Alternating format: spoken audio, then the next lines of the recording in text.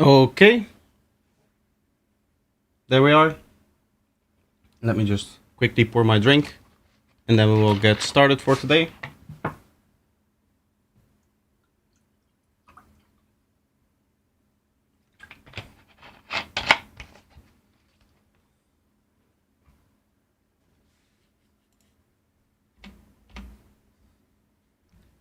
There we have the notification that the stream has gone live. I'll wait a few seconds for people to join. Of course, today is Sunday, which means feedback. So I'm going to be listening to you guys' tracks and I'm going to be judging them, tell you what you can improve, in my opinion. We already have 3 tracks over here. Mind B joined. Hello, Mind B, welcome.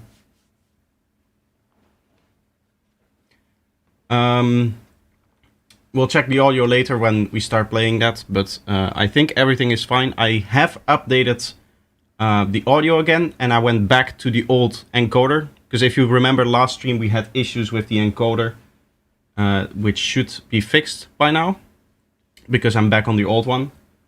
That means that my experiment just failed, and I need to find a better way to do that.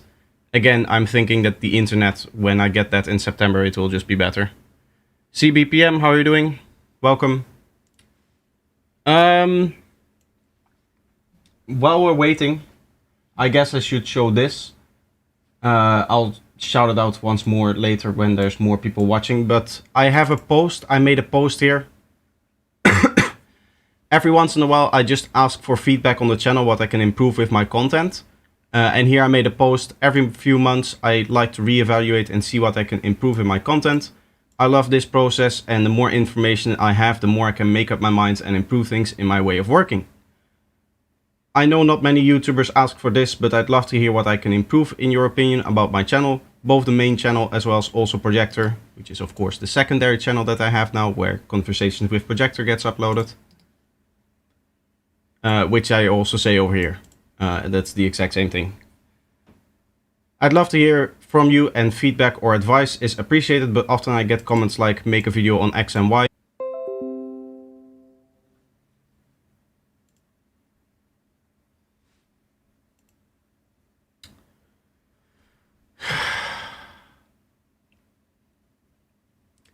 Immediately issues. I should be back now. I don't know where I disconnected with the reading of this. Yeah, lost me. That was a big crash as well. It just completely disconnected for a long time there. Because normally it's a few seconds. And I don't get like a notification pop up, but this time OBS actually popped up a notification. And it's gone again.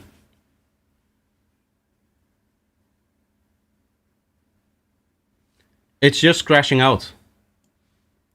I turned the monitor or the modem off and on before I started the stream as well. And it's dropped out twice now for me. At least from what I can see on OBS here. We'll keep an eye on it, and I'll continue doing what I did. I'll monitor the stream health and hope that everything is okay. It was only for a few seconds. It was, but a notification popped up for me. And normally that doesn't happen. So OBS, when you disconnect it, it just pops up a notification. You get like a sound thing. So that scared me while I was reading this. Because I was obviously watching what I was reading over here before. And then the crash somehow interfered with that. I don't know where I left off with the reading. And to be honest, I don't want to read the whole thing again.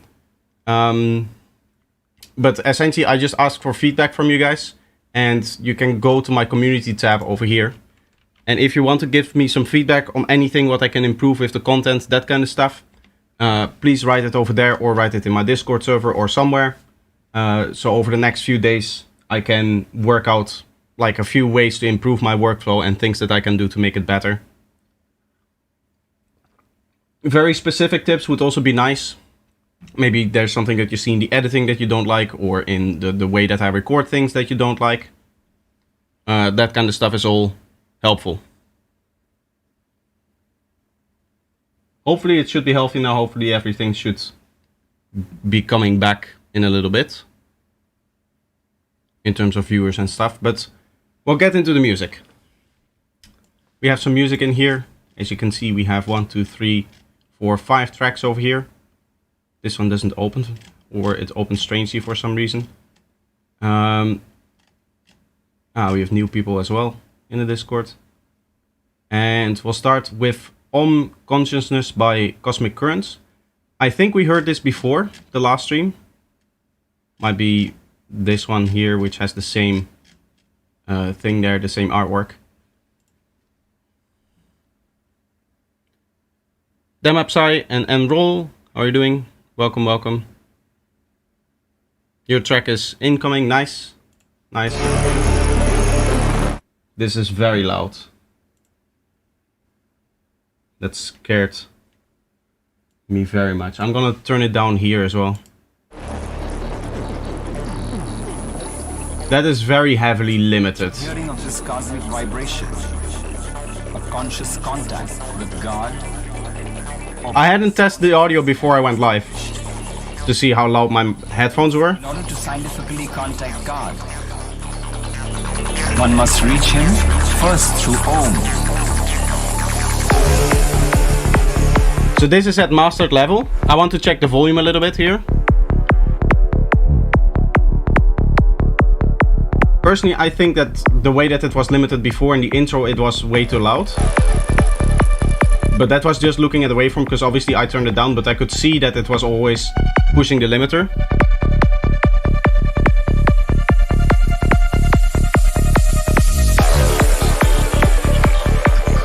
I like the ominous vibe that you're going here with that melody line though.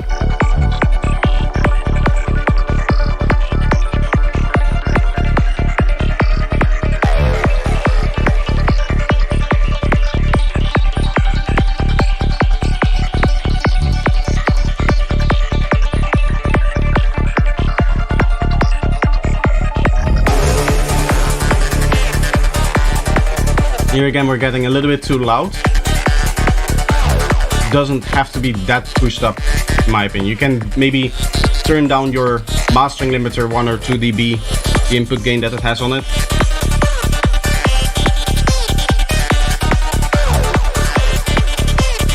At this point, now that the new synth is playing, I would take off the old melody that you have there, so that you really switch elements.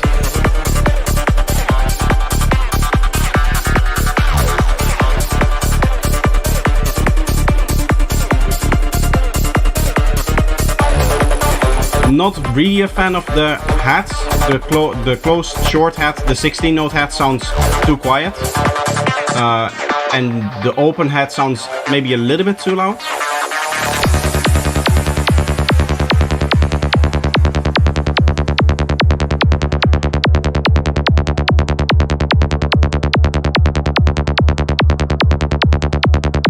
I don't know if I like the change of the kick. I like the change of the bass line, but maybe having the old kick in here.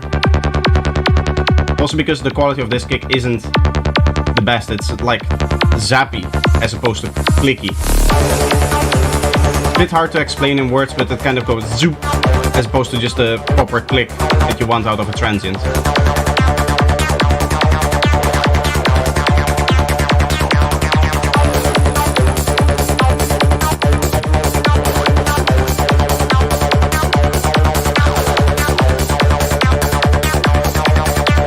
It would be cool to have a unique element in here. Now we are hearing the acid from the last time. It would be cool to maybe have like an FM synth in here or something that you haven't used before.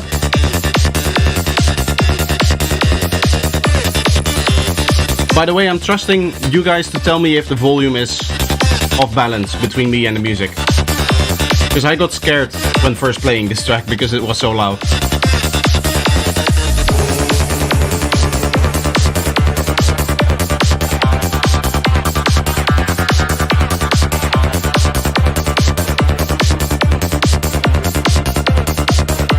I do agree that the groove is very nice. A fill every once in a while wouldn't be a luxury though. Like it would be nice to have a few fills that you can sometimes retake yourself in the groove. Or get reset by the groove hits, I guess.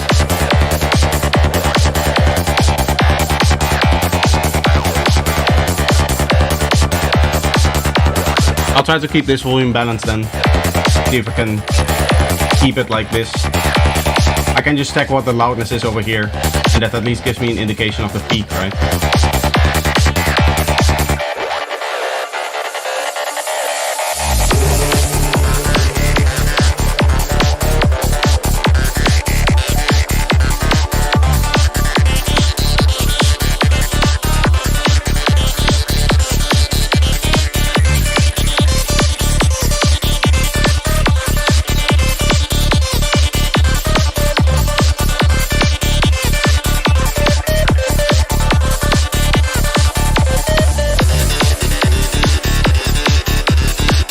I like that last synth. I wish you would have continued that and like glitched it up more and more and more. Because I liked when it suddenly started going into the saw or into the square harmonic series. That's really cool.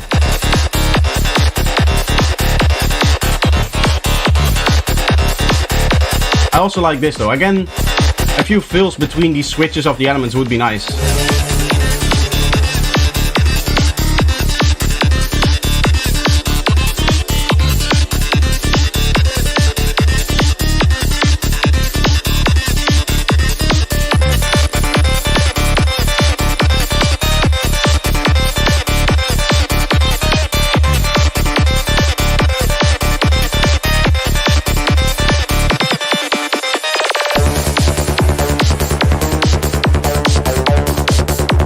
Quite a long track, isn't it? Because there's not really a break in here, I think.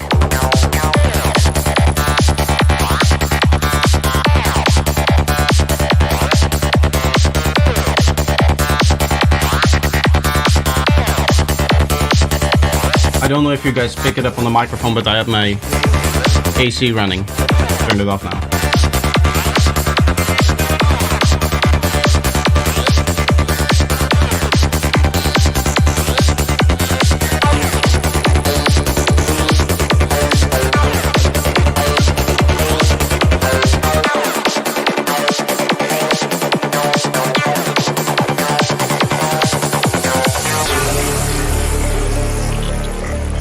Mantra is a deeper level of speech that reflects the laws of the universe.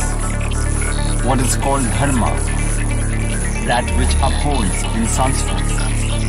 Mantra is the language of dharma that enables us to understand what dharma is and how it works.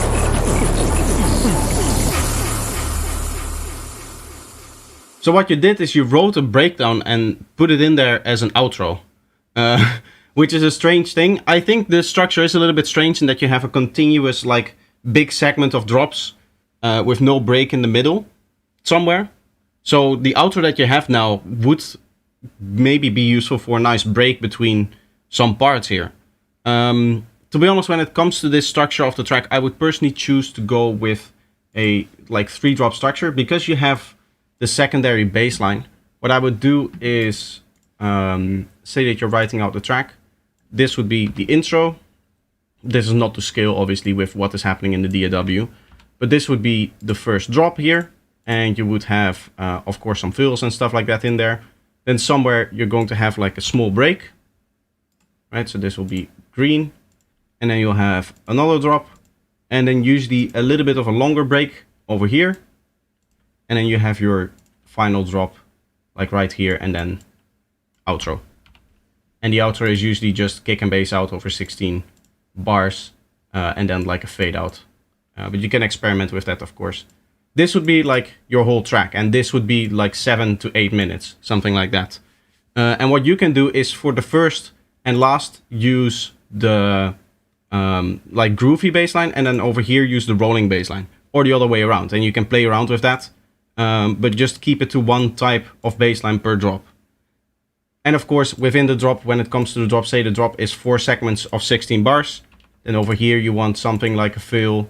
So every 16 bars, basically, you want to have a fill, right?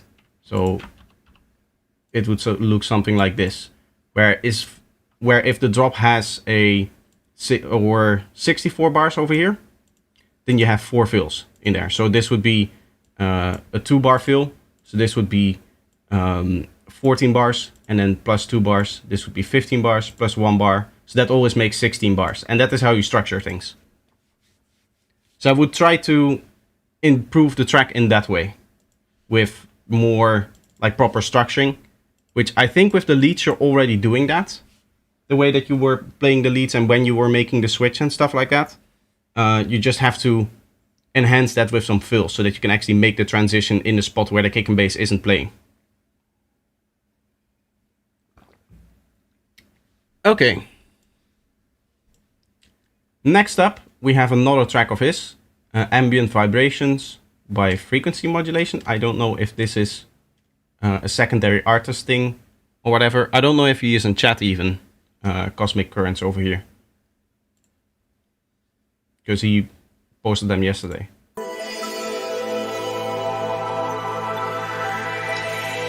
Anyway, Ambient Vibration, Frequency Modulation.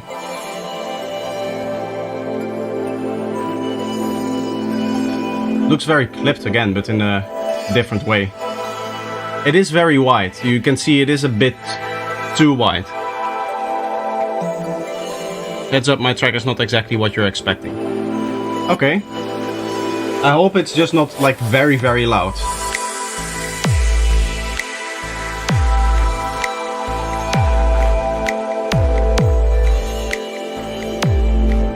Now there's some cool stuff happening in this stereo field.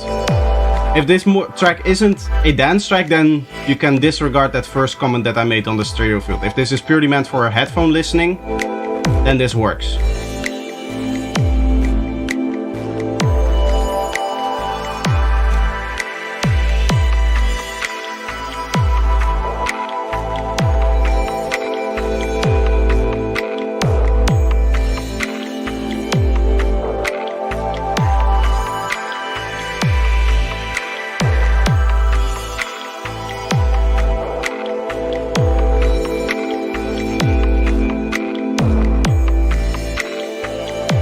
What I would do if you have that double kick is low pass the first one and make it a bit shorter on the sub bass.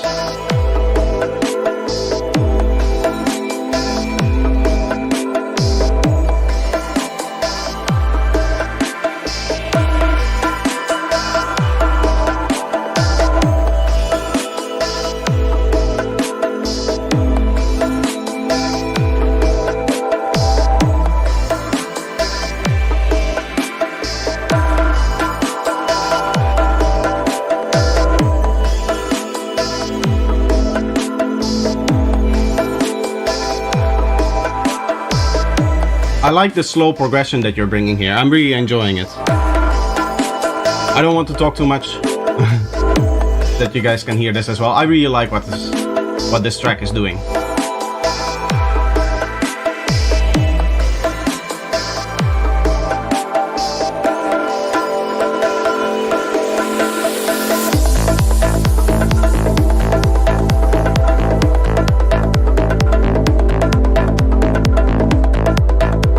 I was, to be honest, expecting that this whole track was going to be ambient, but I guess this makes sense also. It's a nice way to open up a set, I guess. It is very much going into the kick, the bass line over here. It's very much not cleaned. And for some reason this is being heavily clipped here. Even though it's not technically reaching like full scale.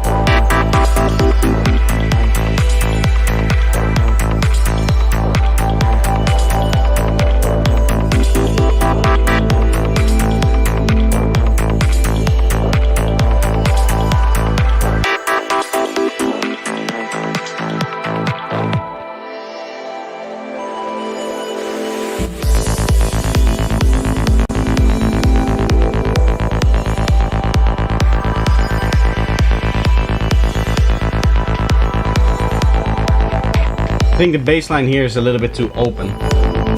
You can make the envelope close a little bit faster.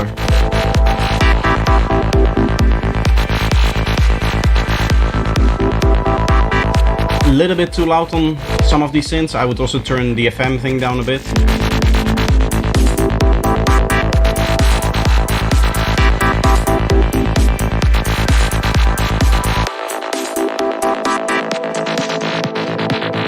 Honestly, style-wise, I would keep this track. I guess, personally, I would have kept it more melodic.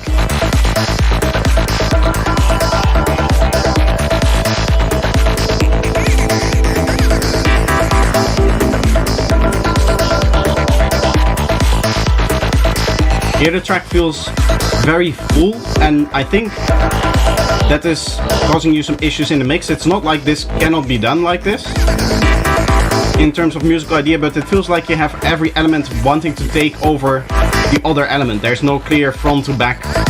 Some elements being background elements, some other elements being foreground elements. This brings nostalgia to my first Firefest where I was playing with Frisbee on these kind of vibes. It does feel like very Sunday afternoon, end of the festival. Let's close it off with a banger kind of deal. Like a nice melodic, slower, a bit of a slower vibe than normal.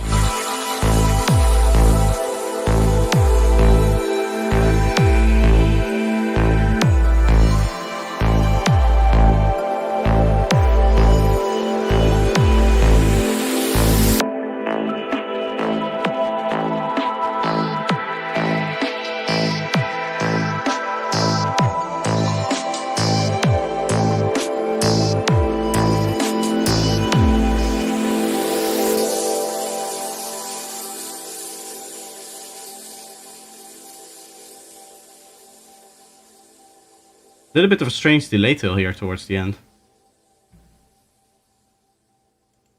I'm not sure if I'm a fan of that. I would maybe end up on like a big chord step or something like that.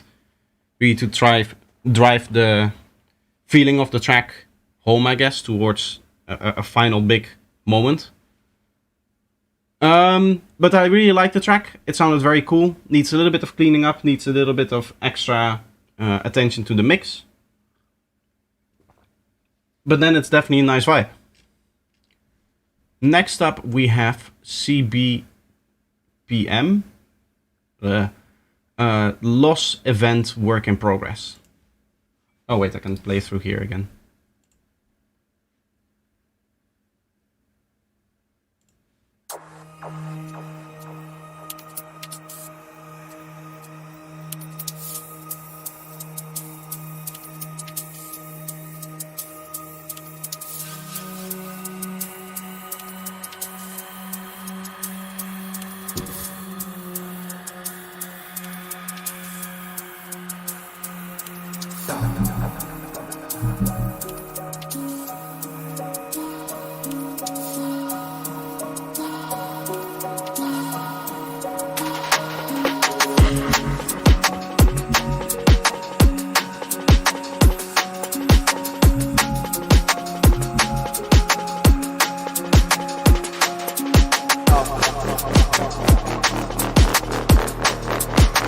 I'm always a sucker for a little bit of drum and bass. I like the groove, like where it's going. I liked also the melodic piano in the beginning. And so far the mix is very, very clean.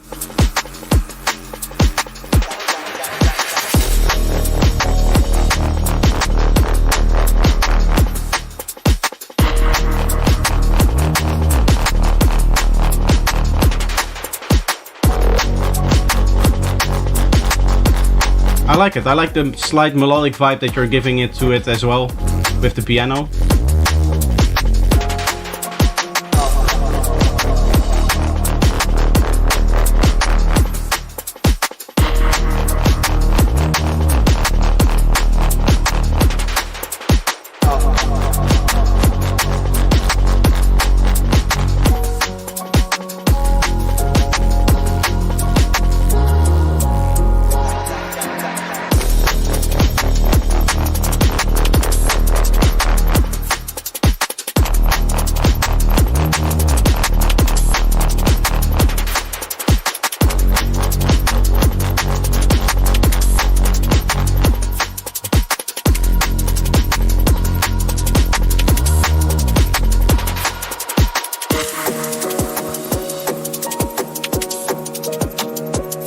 I like it. I like that you're breaking it up in the melodic parts and the parts where it's a little bit more groove focused.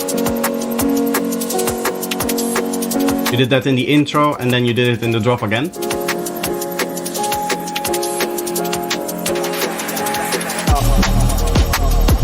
Chat is liking it as well.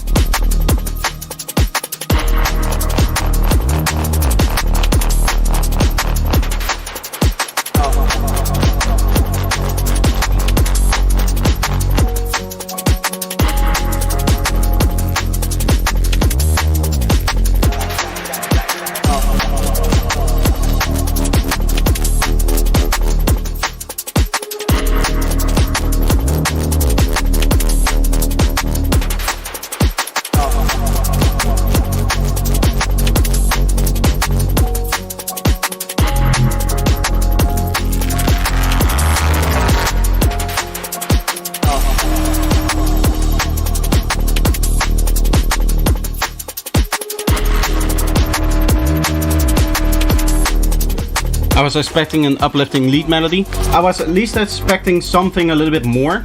Now we're getting like a secondary bass layer or something like that to it. The second drop definitely needs a little bit more that stands it apart from the first one, because now it feels like copy-paste a little bit, to be honest. What could be cool is maybe like a 16 or an 8th note rhythm made out of like choir stabs. You just take a choir, play a chord, resample that, and then take just a very small part of it and use that as a stab.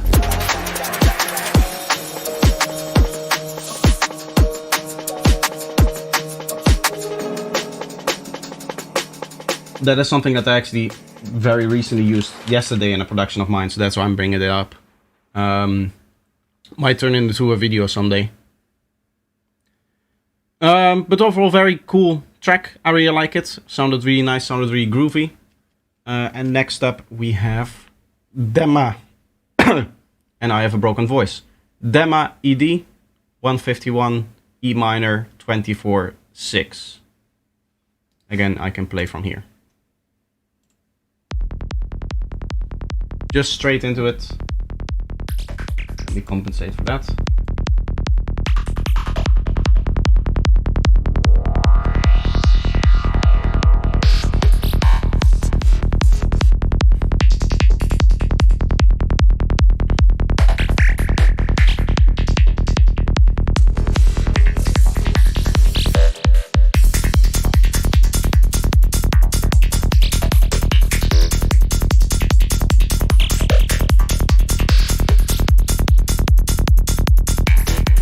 Kick and bass already clean, very nice.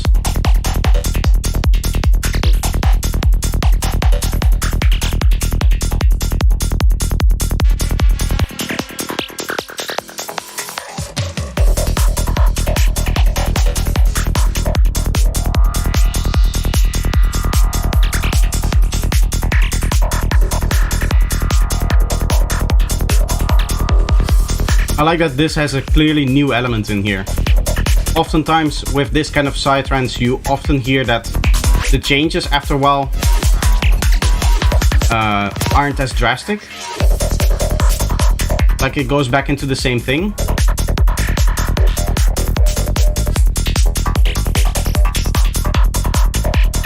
But again over here it really has a big change to it, which is nice.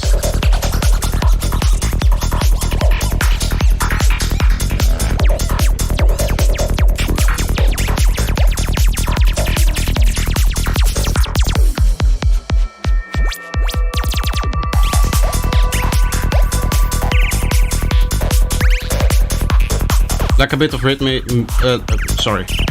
lacking a bit of mid-range for my taste? I don't think so. For this darker vibe I actually like it. In fact, you could even get away, in my opinion, with lowering like the 500 Hz area a little bit. Maybe 1 or 2 dB. Because that is like really, of course, where Darkside stands apart in psytrance, and that it has that different tonality. But I talked about that in my recent Darkside kick and bass tutorial, so I'm not going to hammer on too much about that. But I like it. Sounds very nice. Of course, it will be very different if it's a whole track. Now this was 2 minutes, and you're nicely like switching up the elements, which is what I was complimenting you about. But overall, I guess, how would I say it? It's harder to do that in a whole track, is what I wanted to say, I guess. Mid-range elements, I mean. Yeah, but I guess the lack of mid-range in the track as a whole is something that I hear in that, in the darker, like, styles of sidelines. I guess also Forest has a little bit of that. In some Forest tracks, you hear that there's like that missing frequency in the middle kind of thing. And that gives the sub-bass less context and therefore more strength without actually boosting the sub-bass itself. It's kind of like the Pultec EQ trick, but from the arrangement already, essentially. I saw some message in here. Hey, what are you looking for when using these 4 views? This is a stereo graph. It shows me the left channel over here and the right channel over here, and then it sums them together and plots a point for each sample. So you can see how wide the stereo image is. This gives you averages of the width, and this gives you an average of the panning of the track, so you can see if it's off axis, which of course we don't want for monocompatibility. This is a waveform. I can mainly use this to see if different elements have their own unique pocket in time. So they can basically look for cleanliness in here. This is the waterfall displays. It shows me the frequencies over time with this intensity over here. So that is nice to see if there's maybe like a muddy area in here, but this isn't a very precise graph. And then this is just the spectral graph of the, I guess the actual spectrum, right? So this shows lower frequencies, mid-range, high-end, and then the area frequencies over here. The highest frequencies, essentially. Okay. Next up, we have Enroll Deville, who is a patron. I'm sorry I didn't see that before. Maybe I've skipped over you a little bit before, because this was posted a little while ago. For those that don't know, patrons get priority in feedback streams, so we're temporarily skipping this one and going straight to this one over here, and then we'll go back here. So this is Come Test Me, work in progress with some very cool artwork.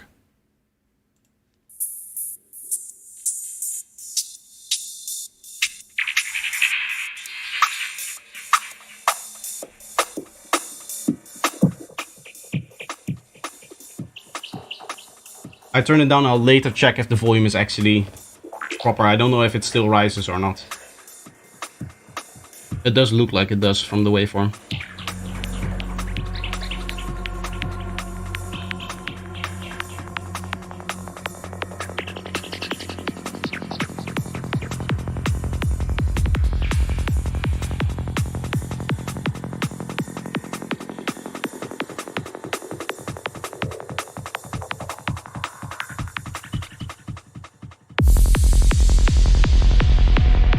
Very bass heavy bass here. A bit too sub heavy, in my opinion. It also looks like it's bleeding into transients. Yeah, over here, it's massively doing that.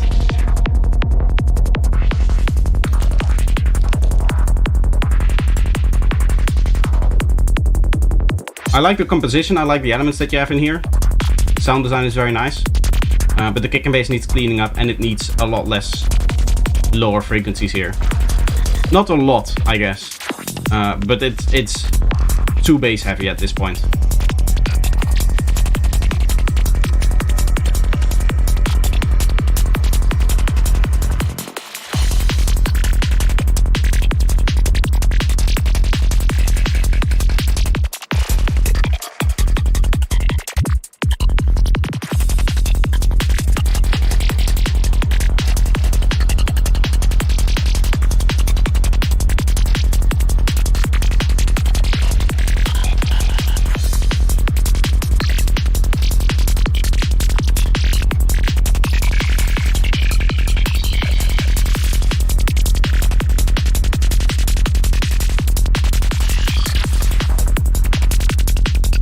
I like it though. Sorry, I just have something in my eye.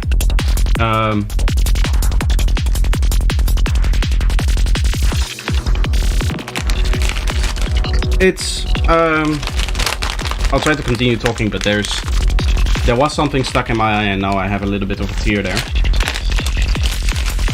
I like what you're doing with the complexities and I like what you're doing with the sound design. what would be nice is a few more fills here and there. Just the part where the kick and bass gives you maybe like a bar of rest so that you can catch yourself in the beat again. And there you can have something like a drum fill to still keep up the groove.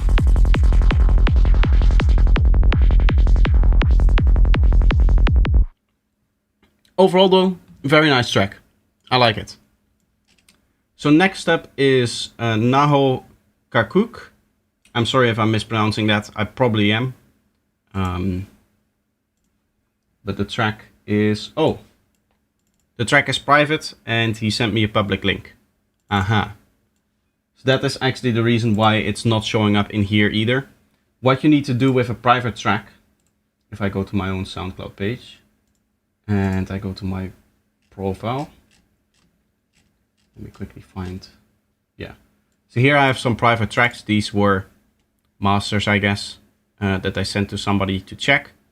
What you need to do is use this link over here, which is longer because it's private.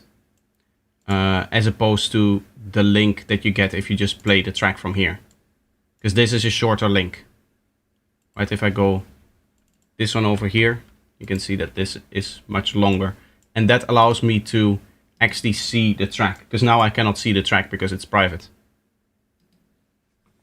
So if you want to update that, then we can listen to it.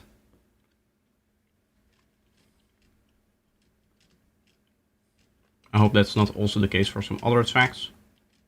But either way, for now we're going to listen to Obamba, I guess. Nice name.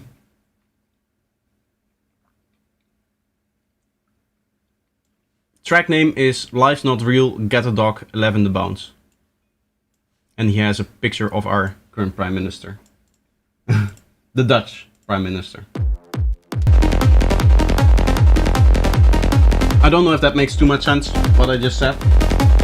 I've only recently started out DJing, so I don't know too much about it.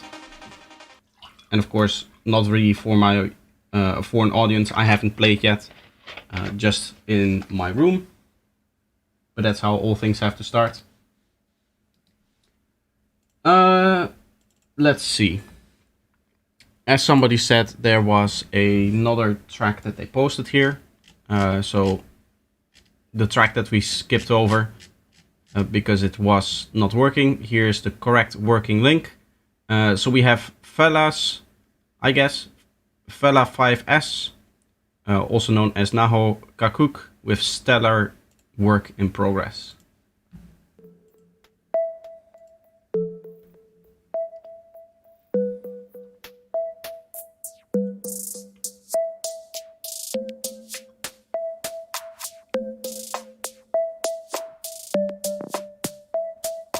I'm going to get a copyright claim on the melody alone.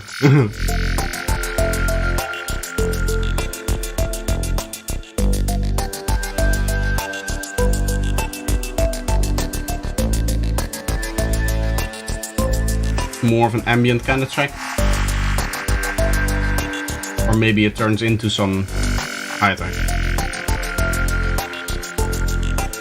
From the Spotify preview, it's hard to tell. Interstellar theme, yes. Well, tons of great feedback. Thank you so much. I'm going to get the kick and bass cleaned up. You're welcome.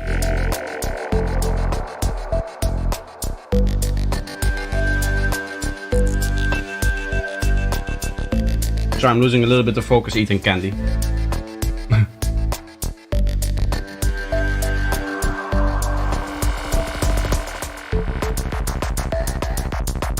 Now it goes into the kick and bass. This is why we don't see it in the waveform. The kick and bass is really, really quiet. At this point, I would also turn off the pads. The ones that are coming in and out now, like the atmosphere things, I guess. Because they are changing key while the kick and bass is staying in the same key.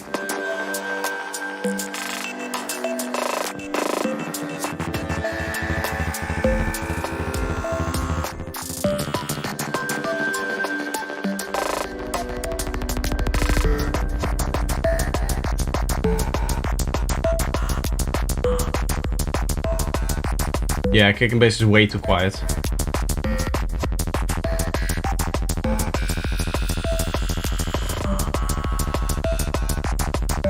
It is clean though, right now.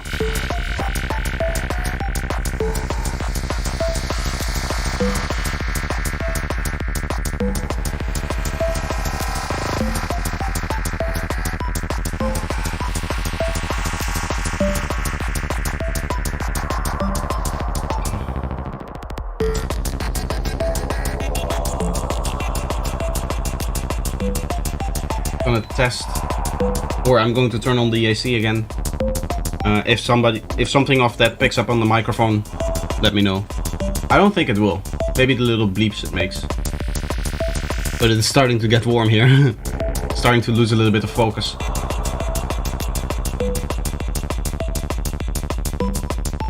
Like, other than the major issues with the mix here, I don't hear anything that is like really bad. Right, the mix is all over the place here, with elements being way too loud or the kick and bass being way too quiet. Same is true for the drums. If you're turning up the kick and bass, you should also turn up the drums probably. I guess the snares or the drum samples that you've chosen aren't the best.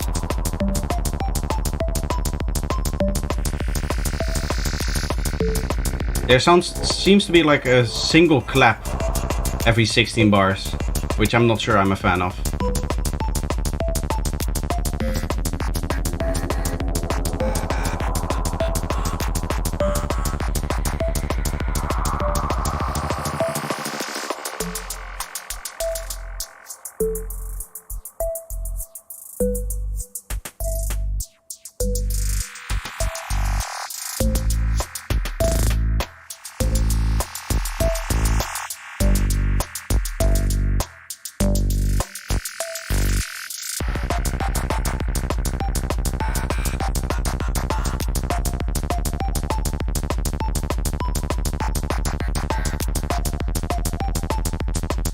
Overall, I would say it's a little bit of a wonky track.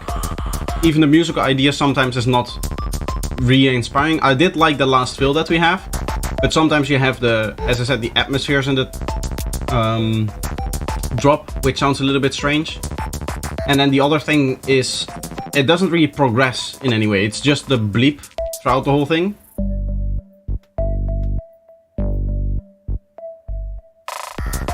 Which is fairly difficult, I guess, if you want to follow the whole melody and play out the whole melody. Here again, this atmosphere, I'm not a big fan of this atmosphere.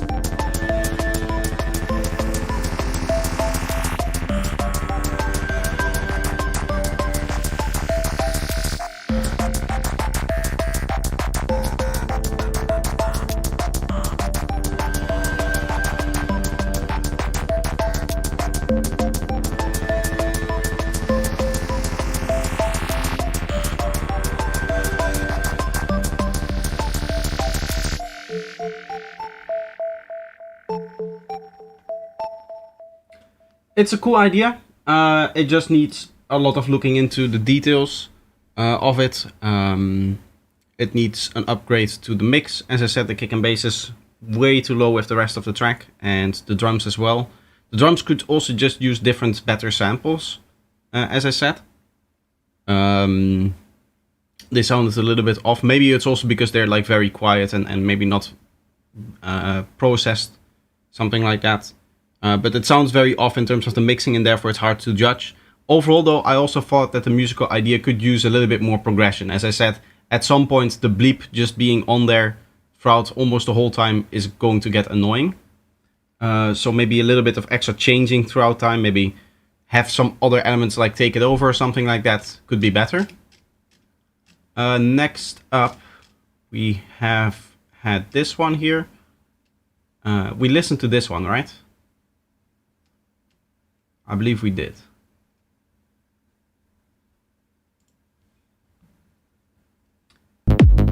Not to this one. Okay, then next up we have feedback track by Apisem.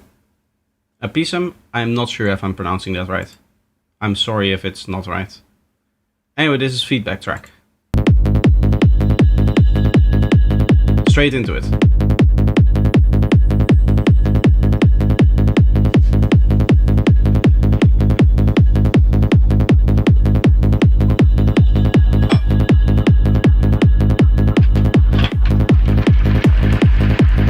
Also more of a hard techno kind of vibe, I guess.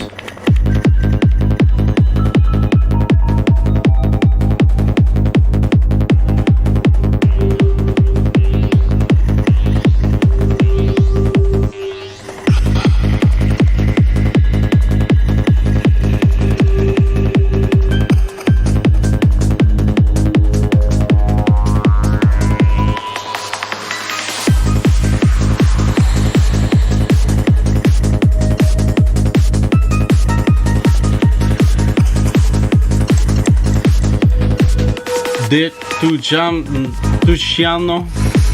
I'm sorry. Welcome to the stream. Thanks for the tips. Definitely needs work with mixing. You're welcome. Kick and bass slaps, in my opinion, just needs a touch of high end. I think overall I like it. Everything just feels a little bit, how should I say, like smeared out. You know what I mean? Kick and bass should probably be cleaned up. Looking at how the waveforms go into each other. So that's part of the problem, but also the hats, they don't sound sharp, they don't sound dynamic, they don't sound snappy, I guess. They sound washed out and in the background. So it would need to get some high frequencies, but also just some tightness through maybe compression. Or just getting better samples, or maybe if you have a reverb on it, turn down the reverb amount. Some people do that, and I do that sometimes too.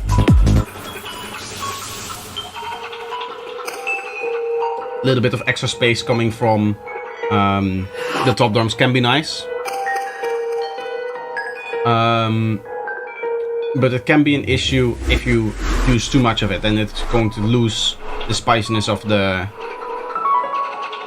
drums there. I've got half a track, maybe I could share it if I may. Of course you can. Still on private in SoundCloud though, then just use the private link and you can drop it right here.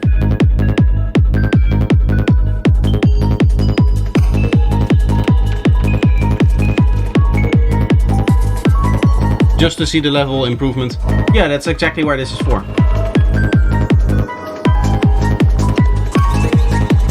We have another like melodic piano piece here. I like it. We got a lot of that today.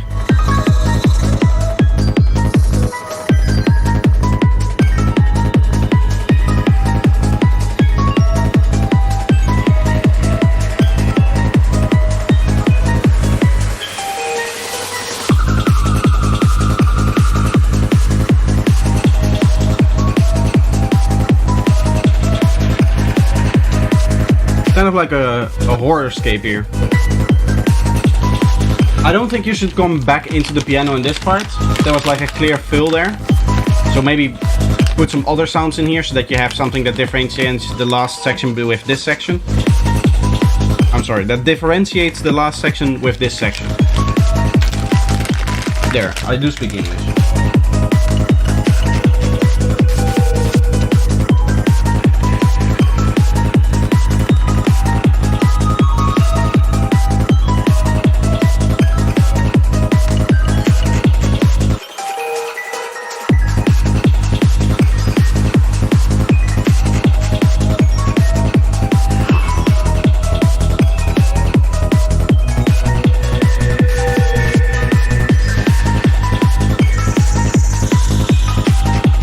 It again goes back into the piano, which means that this piano at some point gets boring.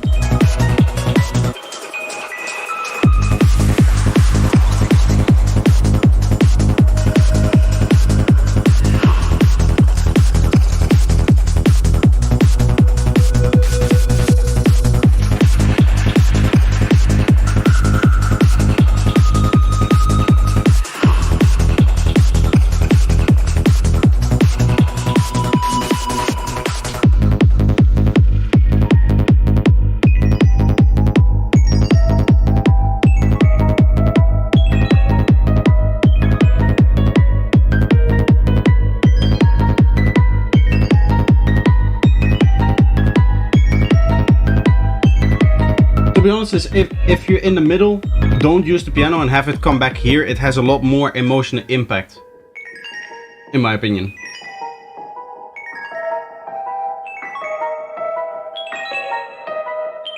Because now we've heard the element throughout the whole track already.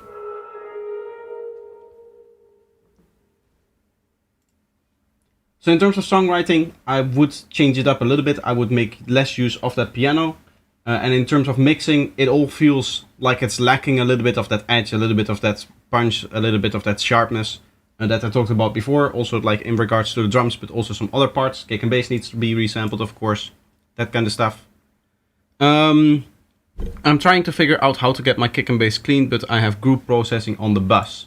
Well, then you need to ask yourself if that group processing is necessary, and if you cannot get away with maybe resampling the group processing into the note, right? So instead of the kick and bass together being processed and the kick and bass together influencing that process, does it really have to be on the kick and bass together, or can it also just be on the bass line?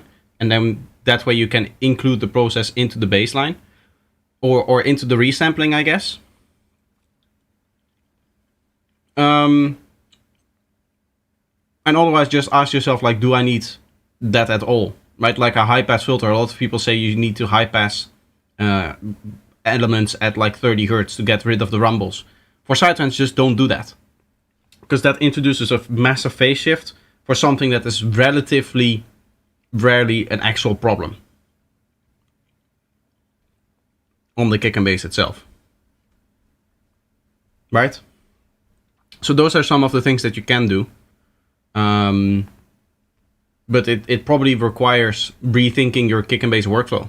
If you really want clean kick and bass, then you shouldn't rely too much on group processing. At least the type of group processing that actually introduces a phase shift. A little bit of saturation can be nice as long as it's single band. A little bit of EQing is also fine. That doesn't introduce too much of a phase shift. But that should be some of the things that you can do. Why nobody clicked on the like button yet? I have 7 likes here. Is what I can see. So there is people definitely liking the stream. That's not... If it says 0 for you, then there's an issue with your YouTube. Maybe like refresh the page or something.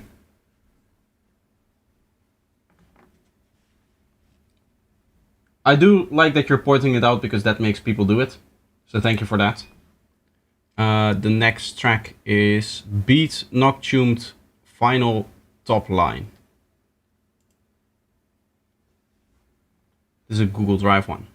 Again by Demapsai. Bro, this is my trap beat, production and top line. Okay. Let's see.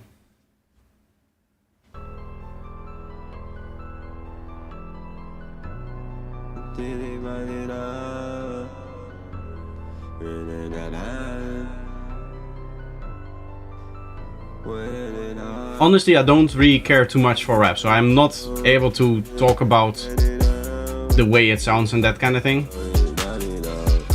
It sounds really like all of the other type of trap that I've heard. When it comes to the cleanliness, you're alright. When it comes to the mix as well. Maybe the vocals can be a bit louder.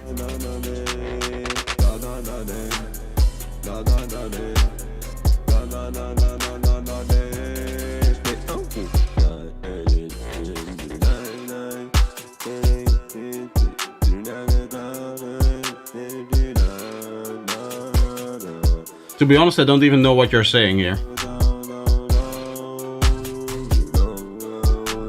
Refresh the page and there's 12. Yeah. That looks more like it.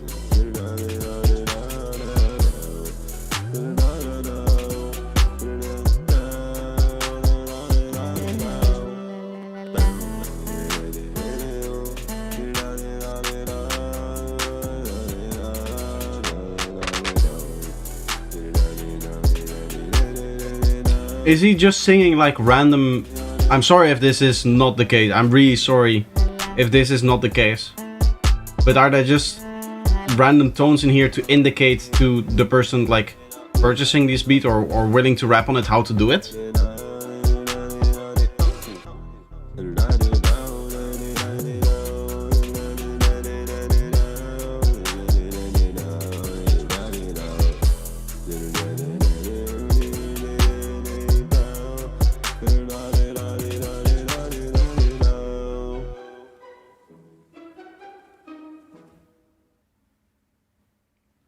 To be honest, I don't have too much of an opinion on it.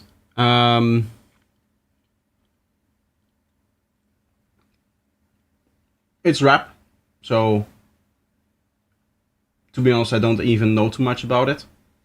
I'm sorry if it was actually like you rapping and not just saying random words. But it sounds like maybe that's if that is not the case, then I'm sorry, really.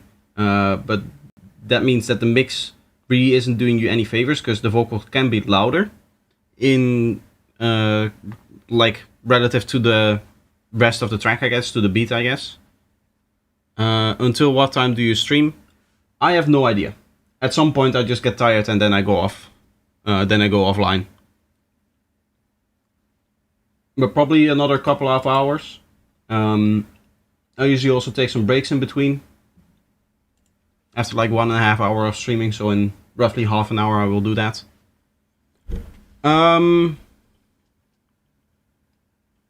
Next up we have Corp 1 over here. Let's see. Fucking yeah bro preview. I think we already heard this. This is probably going to be like an updated version.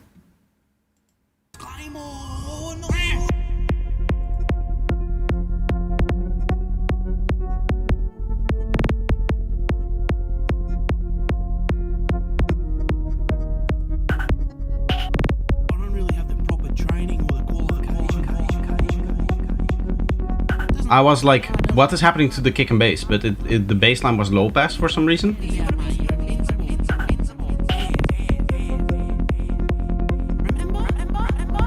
Not really a fan of just having the pads melody changing in between here.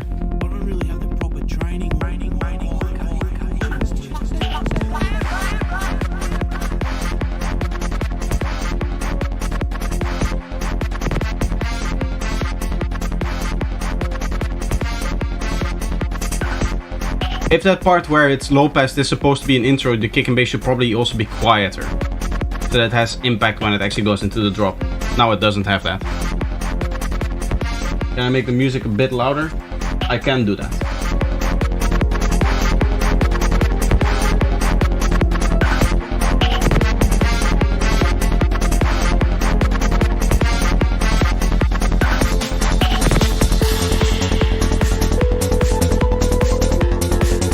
Keep in mind I have to push it up by like 5 dB here, so it's, if there's a final master, which I don't think it is, it needs proper mastering as well.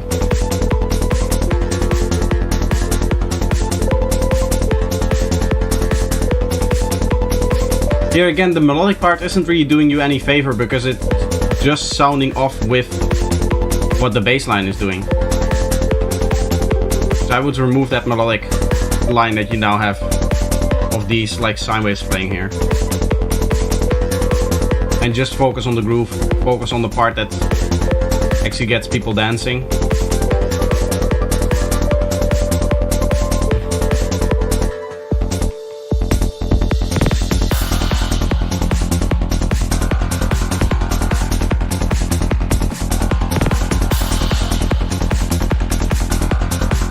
Here kick and bass can be a little bit louder. I guess of course the whole track you would turn it up, but in this particular part you can notice that the kick and bass is a bit too quiet.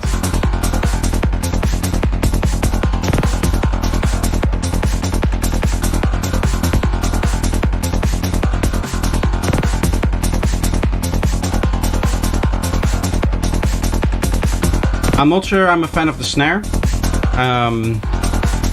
It sounds like it has a lower fundamental, which you probably want to remove.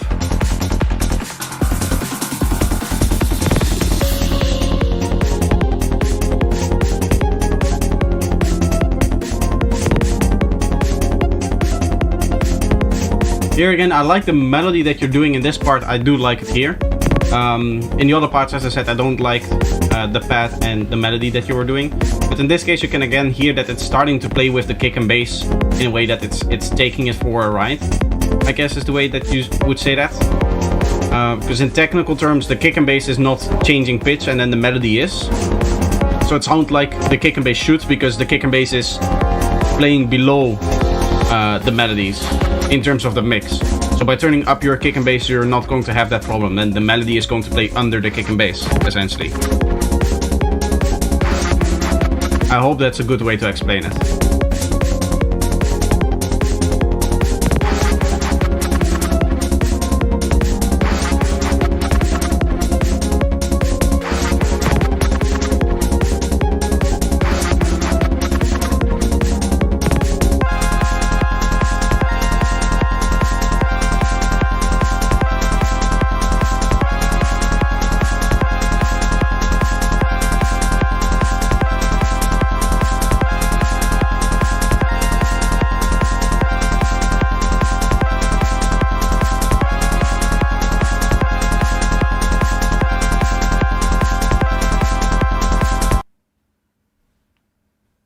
That sound quality. Yeah, you guys get it double because you also get the YouTube compression on there. The YouTube audio compressing.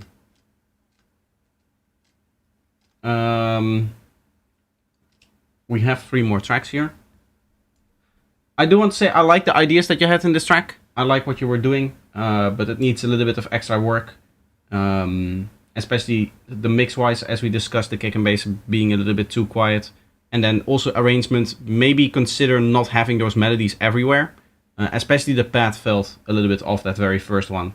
The second one was okayish, and the third time that you used the melody was perfectly fine, just mixed improperly. As I explained at the time. Anyway, hi, it's just a demo, very empty, but I want to share. Something happens in the last 2 segments. Thanks for all the feedback. Okay.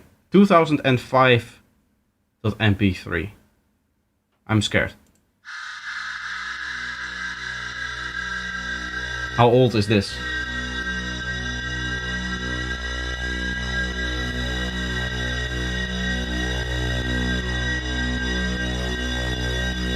Very resonant sound here. Not really all too pleasant. I'm turning it down a little bit so that I can see where the kick and bass is in terms of volume when it comes in. And then I can adjust the actual level.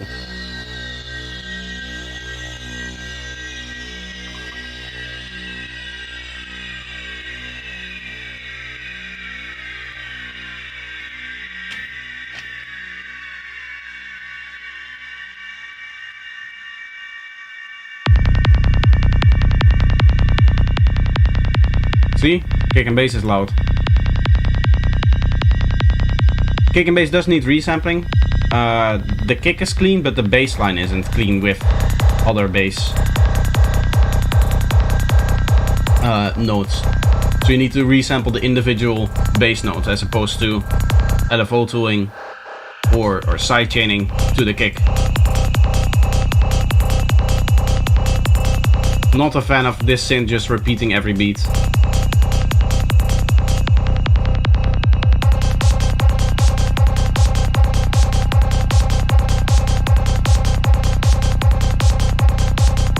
Yeah, I'm not a fan of that. That sounds boring.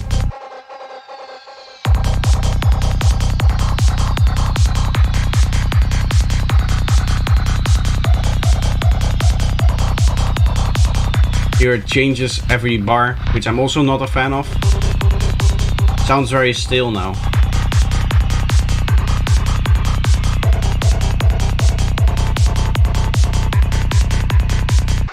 In this kind of sidetones, you want something that is a bit more predictable.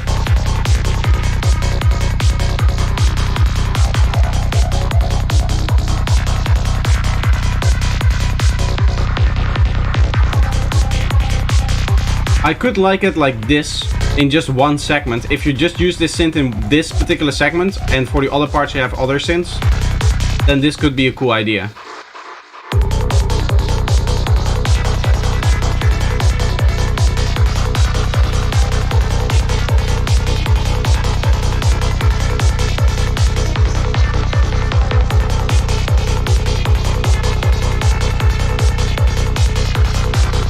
Overall, the top drums could use a little bit of extra volume. It sounds very quiet in the higher frequencies.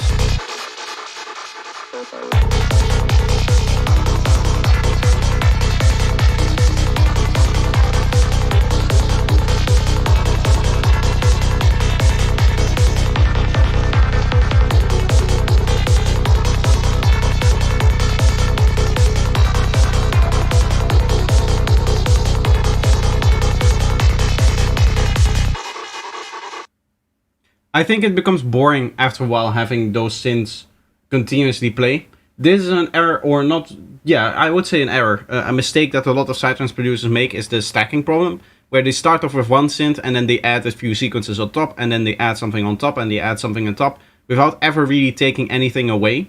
So it builds up in energy, and it then just has to stop completely at some point, and then they reset. But in that period of time, it becomes really boring, because while you're going up with the energy, the elements themselves never stay out. So some of the elements become very still, very boring after 4 sections of listening to it, like you had for this track over here. So I would recommend against that. As I said, you can use a synth like that maybe in one part of the track. The second or third segment, I guess, is where I said that. That might be nice to have it there. But I didn't really like what it was doing before that, where it was just playing either one note over and over again or changing every bar. Having that throughout the whole segment or throughout the whole drop isn't the way to do that, in my opinion. There was one segment where I liked it, I guess in the middle somewhere here. Not here yet. Here, if you just have this synth that is changing every bar just in this segment, it can be nice because there's other stuff going on, that kind of thing.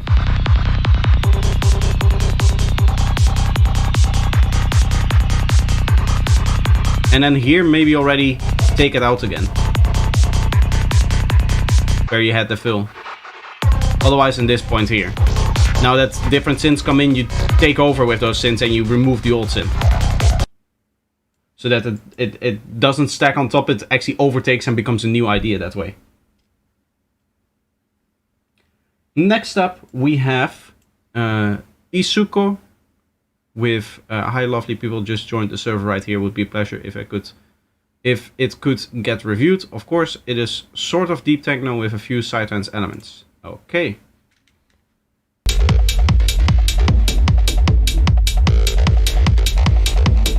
Temp Hypertension is this track's name. I like the kick and bass. Lovely vibe.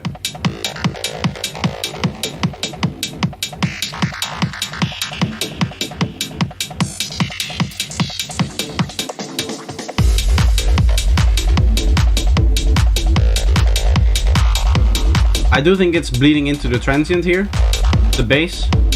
It seems like you're using a reverse kick actually, which is funny. But in that case you can just fade out the kick so that it doesn't actually bleed into there.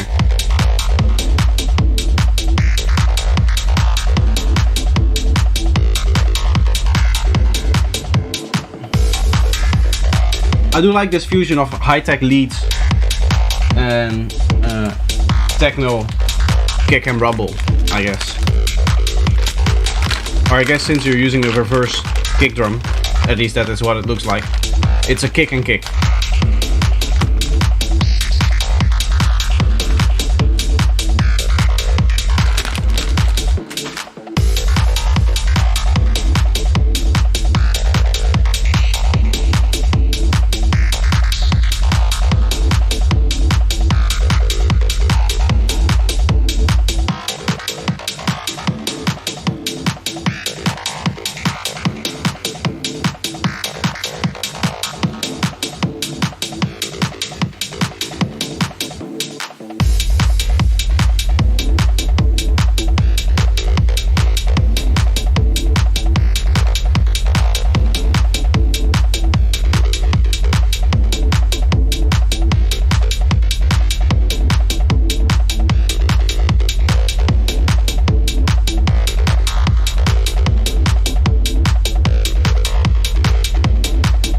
It's a low pass reverse kick. It's actually a very good use of a kick because it has that kind of like down and an upwards groove again, I guess. Which is, I guess, just the movement of how we're actually dancing.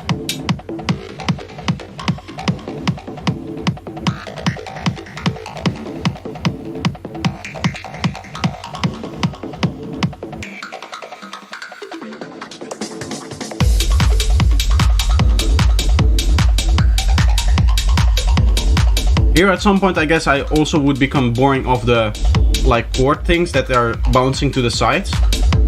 Because you have this kind of A-B thing, but the B part has been playing from, I guess, the beginning.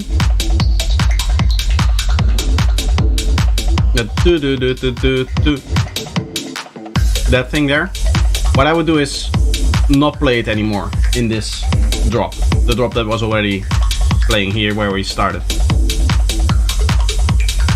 Because at some point it also becomes boring, just like we saw on the last track, with elements becoming stale.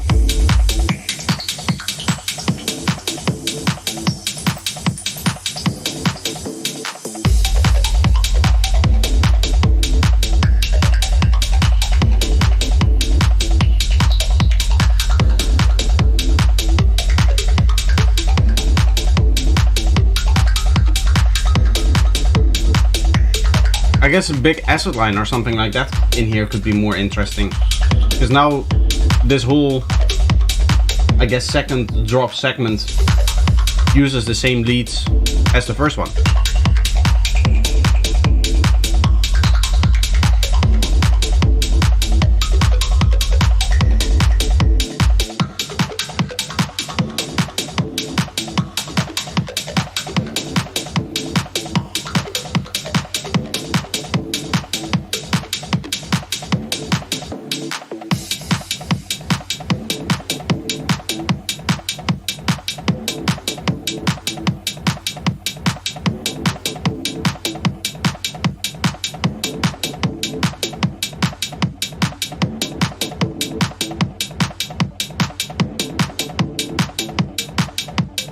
At this point I'm very bored of the chord steps. So they should have started playing or stopped playing a long time ago. Because having them throughout the whole track just becomes boring.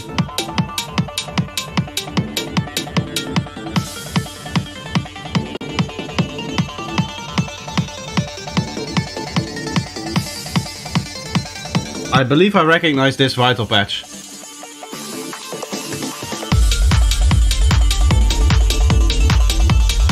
At least that sounds very much like one of the presets from my Vital Pack.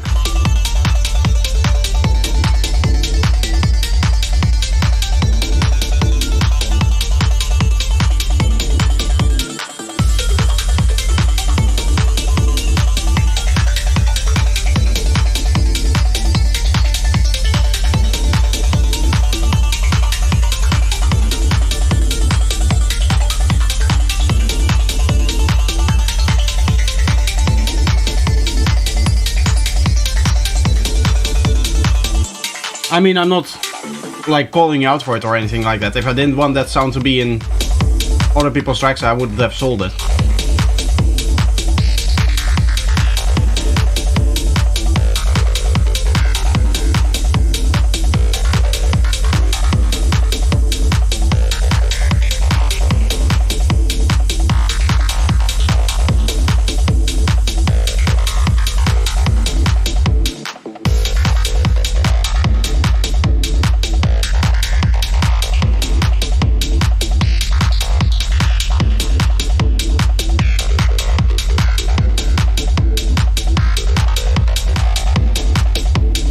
I made it by myself with absolutely following your instructions. Ah, okay. I guess I also did maybe like a short on it or something like that.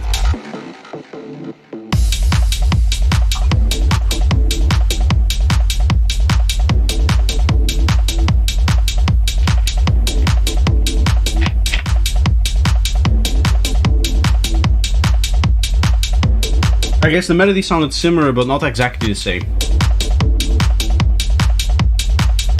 So I thought you had like taken the preset, modified the melody a little bit of it, and then played it like that, while keeping the sound the same, I guess.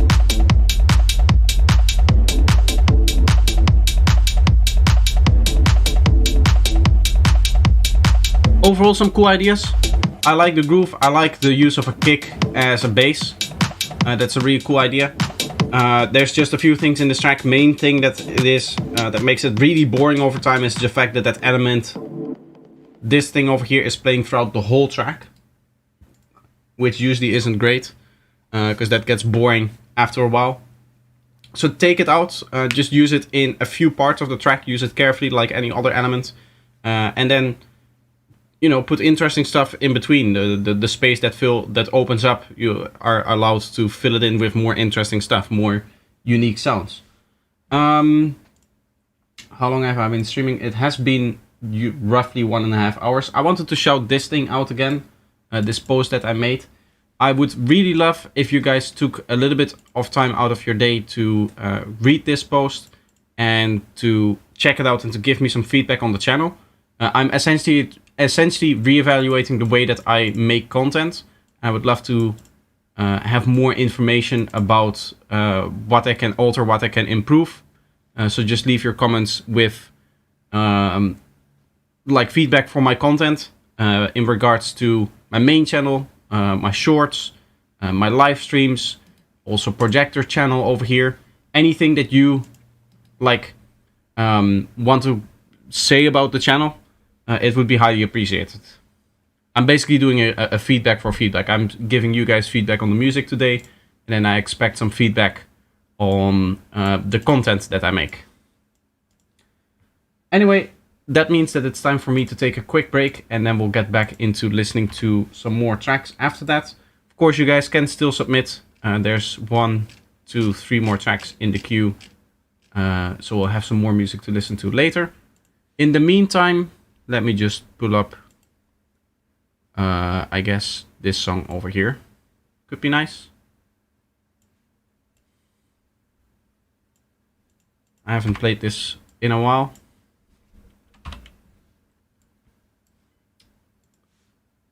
Just pull up the analyzers again.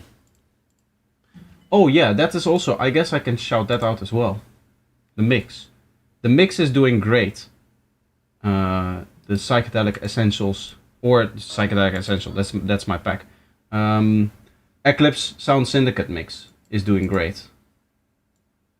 For those that haven't seen yet, the May mix came out, and we have some new visuals, but also some of the old ones came back. Of course, some nice tracks over here. And yeah, it's doing very well. It's getting 4.3 thousand views. That tells us that the mixes is something that is absolutely worth doing. Not just for me to learn DJing and stuff, but also just to get publicity out of there. Because you can see, now we're in the growing phase of the May mix. So May, the mix was released on the 12th. You can see it kind of slowly goes up and then starts growing. And I guess the same thing is true here in April. You can see there's a little bit of a start to it, and then suddenly it spikes up and it really grows. I guess like a week or so, or a week and a half after it gets actually posted, which is the period that we're entering now. So that's really nice.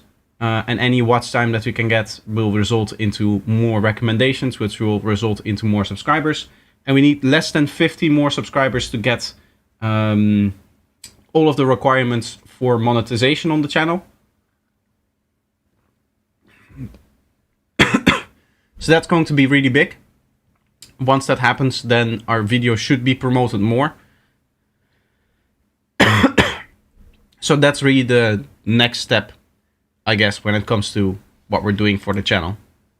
Sorry, I'm getting a sore throat, I guess. I don't know why. Anyway, I'm taking a quick break, letting my voice rest a little bit, and then we'll be back after this track is finished, and then we'll listen to some more of the music.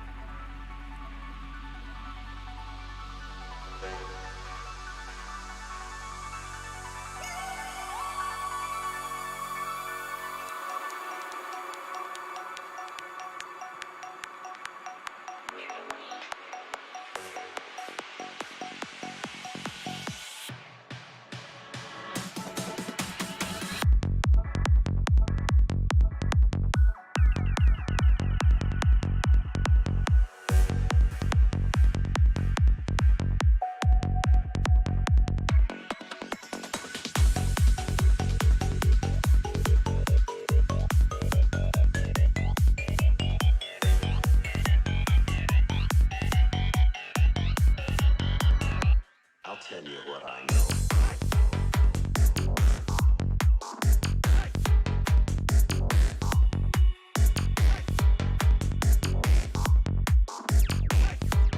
Where are we getting our experience from?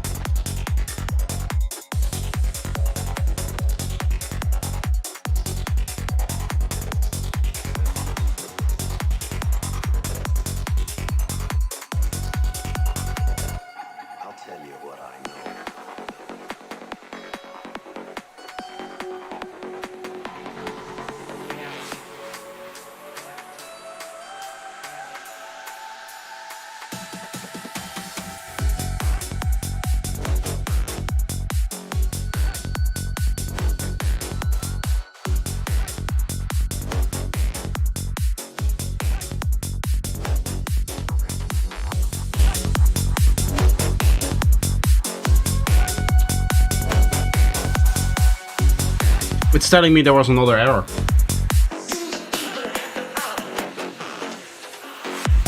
Causing me to lose connection, I guess.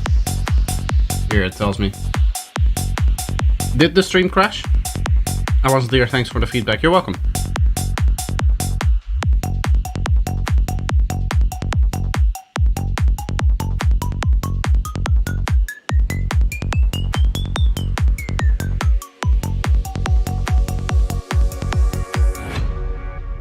No. Okay. Interesting, and I guess it's now making up errors. Anyway, let's see which track is next. I played this, I played this, I played the Tonzu track, I played this one. I guess it's up to Damien now. Human Resources by Damien Smart / Dakami.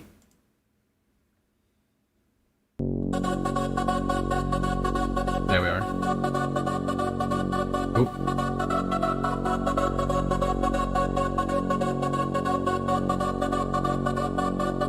I just want to have the volume up, not Steam. Misclick there.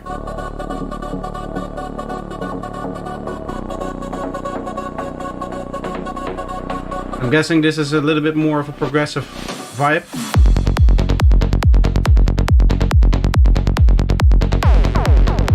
I guess, yeah. That squelch could have some stereo with. Bassline, I think, needs resampling. I guess over here it kind of clicks strangely. It also seems like the transient is delayed for some reason. Like the clicky part is... I don't know, it's just bleeding into it over here. Yeah, it does need resampling now.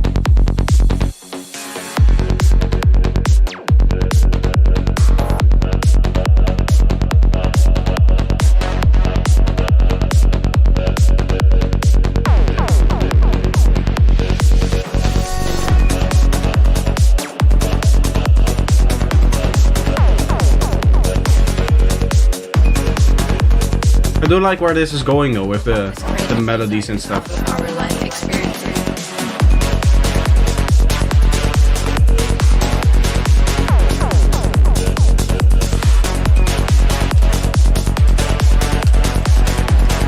We need this new energy through negative experiences. Also, the vocal could be a bit more stereo, if you want.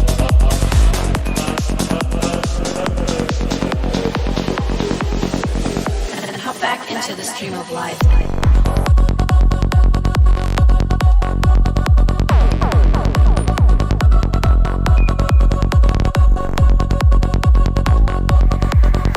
When we take a wrong turn, then get back. And hop back into the stream of life that gives us endless energy and inspiration. We are always on the right path, and we can never get it wrong.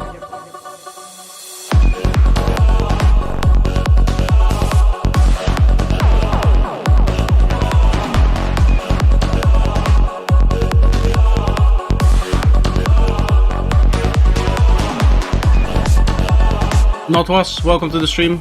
That's my girlfriend. Nice.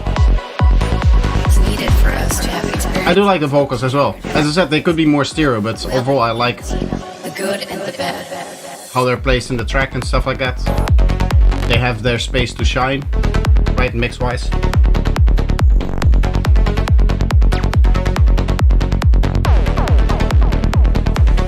The good and the bad.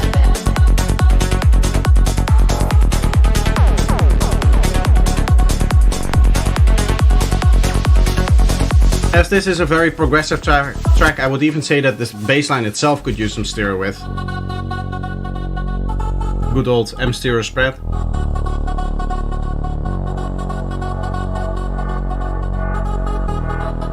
This plugin over here. This is a great plugin on bass lines, really on everything to make stuff more stereo. Desires I use it all the time. experiences. It is our only task to sit back and relax and enjoy the ride of life. When we take a wrong turn, then get back and adjust the steering wheel. And hop back into the stream of life that gives us endless energy and inspiration.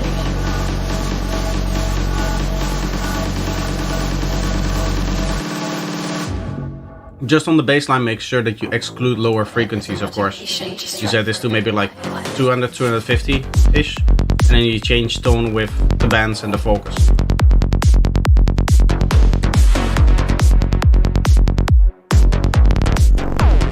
The good and the bad.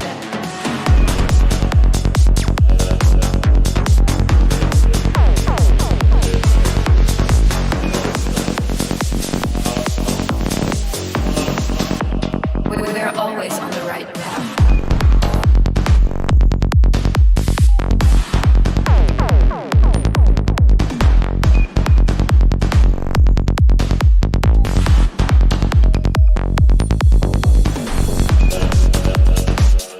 Feels like it could be a little bit cleaner, the kick and bass. I'm not sure if you resampled it already or if you're just sidechaining or something like that. But there sometimes feels like there's a few transients that don't really come through properly.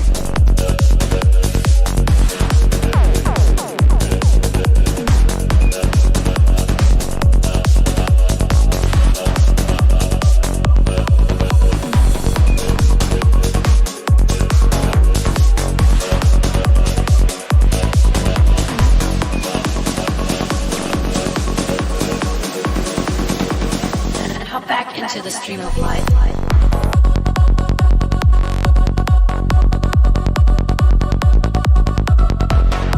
No resampling for now, but I will try. Yeah, that just gives you a little bit of extra punch for free. The right path.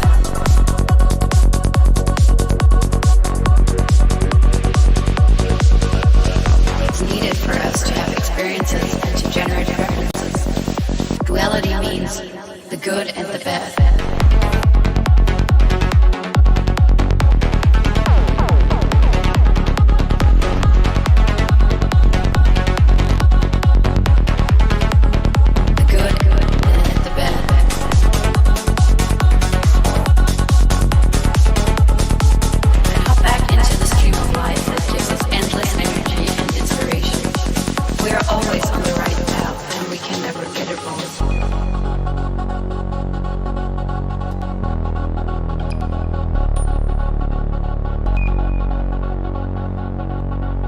Always create new desires out of our life experiences, as it helps us to understand our needs better and create a bigger desire in ourselves as a motivation to strive for a better life.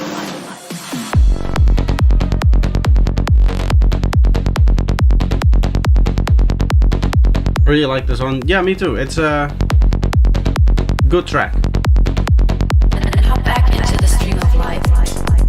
Overall, I would say one thing. When it comes to the vocals, maybe you're overusing them slightly. At some point when you use it in every fill, in every break, in every drop, a little bit at least, like the vocals and stuff, they lose their special moments, I guess. So it's sitting throughout the whole track, so there's not really a special moment where that vocal comes out of nowhere and grabs you, because it's just everywhere. If that makes sense. Also, I hear some distortion on the kick drum, which I would probably don't do. Either it's going into a limiter too hard or you're saturating it maybe a bit. But the sub bass was distorting there. Like clipping sounded like.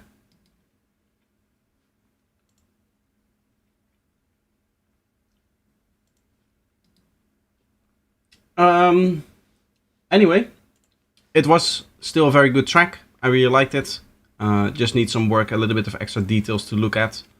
And the next one is DK with Hidden Knowledge here. Nice mountainous artwork here. Oh, I can play it in the thing. Over here.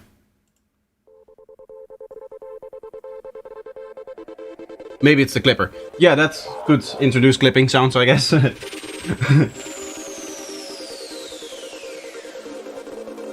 Still very raw is this one.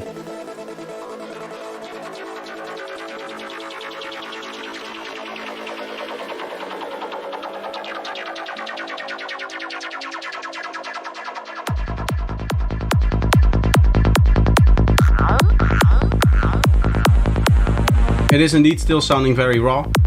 I'm not a fan of the kick. It's almost a little bit too punchy here.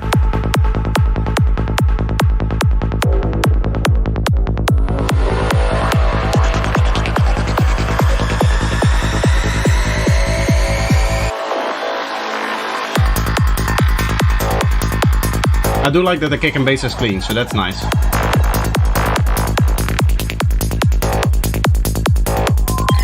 It does sound like it's changing volume there. For some reason.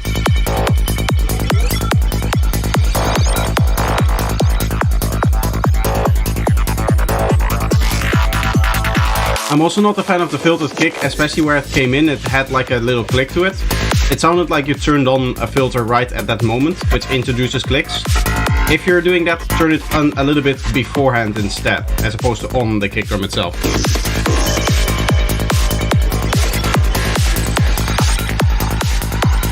Sound design is really cool though. Maybe a little bit too loud. Here the effects as well, the effects don't really have to take over like that. They can be a bit more supportive. And then the kick and bass can do the, like, get through more and do the talking more.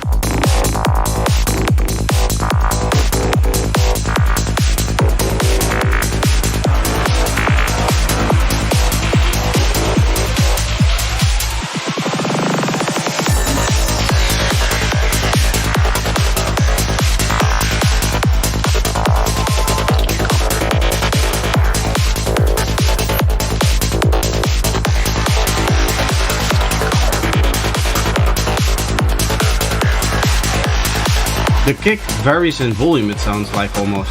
Maybe it's because you're mastering it in or pushing it into limiter in a weird way or something like that. I don't know. It may also be a little bit, yeah, I have to turn it down a little bit. You can see there's peaks going higher here. So it's not actually limited, I guess.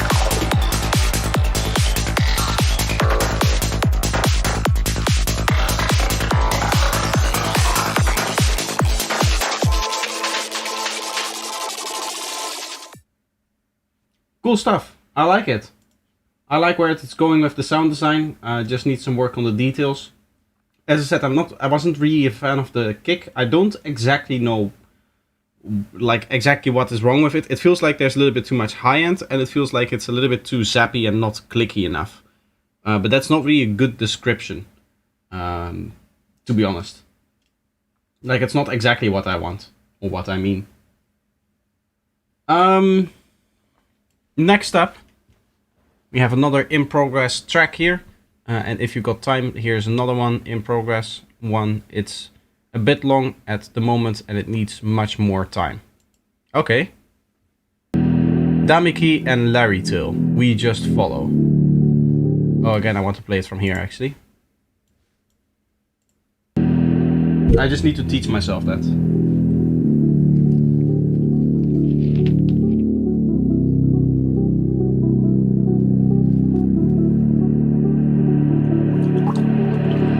Are you feeling what I'm feeling? You lift my feet right off the ground. Maybe there's a way to tell me what this feeling is about. When I hear vocals, I always get scared. It tastes like wrong decisions and another sleep. Scared of copyright. I think I need to turn down the volume here though. No, we just follow what feels right.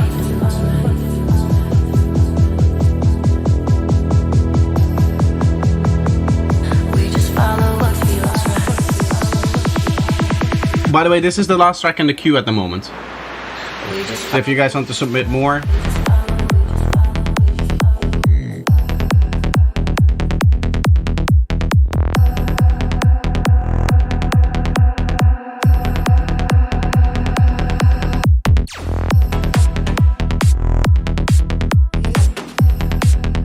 I like it, although I think the main bass could use a little bit more weight to it. So sub bass and maybe the first few harmonics could get a little bit of an extra boost. Especially comparing it with the other bass, which is very heavy on the sub bass. maybe that other bass can be a little bit less subby, and then the main bass a bit more, so that you basically meet in the middle.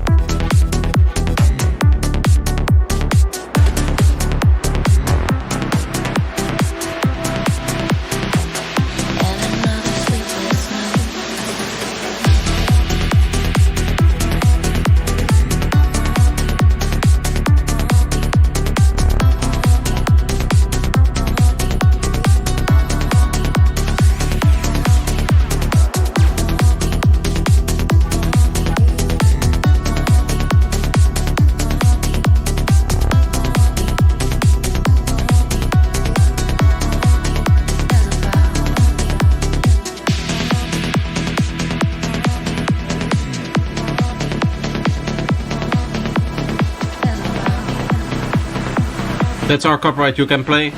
I know. I'm scared that I'm going to, since you guys like have vocals, it's always a reminder of that content ID exists and stuff like that. Right now, after every stream during the evening on a Sunday, I'll get a message.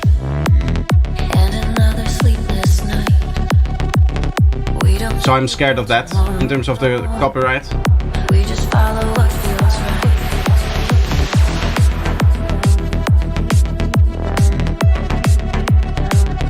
We just follow what feels right.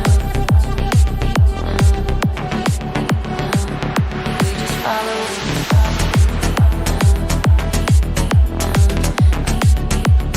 Since you still have the like moving pad in here, I would probably remove that and have these plugs come through more.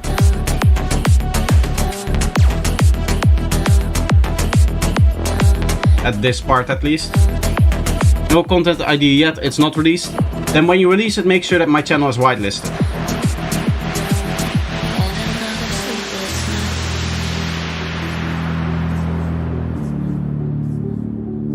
That is of course very important. Can I make only kick and bass and post it? Yeah, that's okay.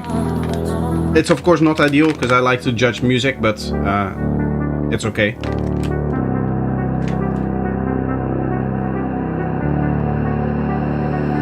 Just follow. Our glass is filled with sun. The paint on the ocean blue. Empty one after another bone. Until the head is filled with you. Until the head is filled with you. Until the head is filled with you. Until the head is filled with you.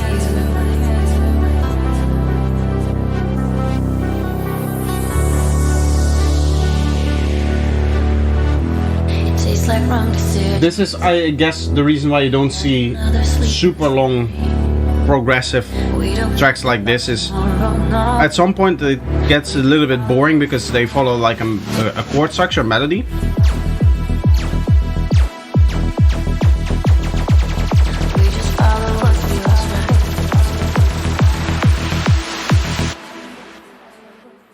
We just follow, we just follow, we just follow, we just follow, we just follow. Follow what feels right.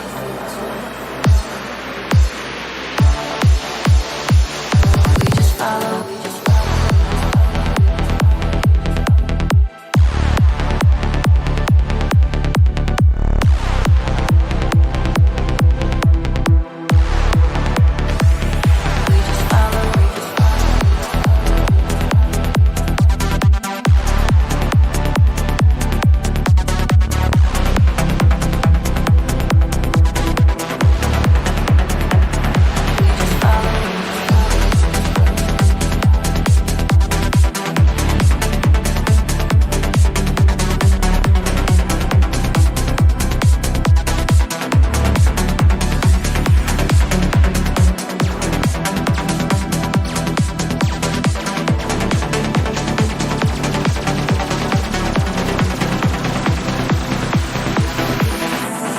At this point in the track, it feels like you've gone through all of the ideas.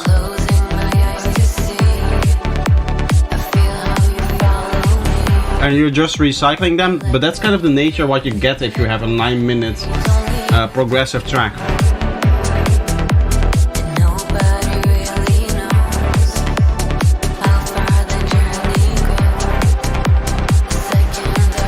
that is probably the reason why it usually tends to be the case that they're shorter. Like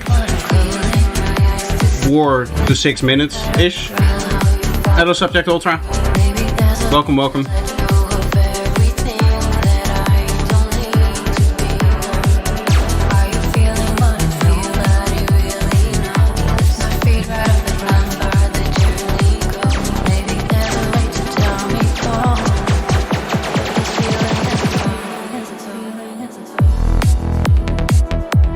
As I said, I think in the last track as well, your vocals sound very mono when they're playing just the dry part.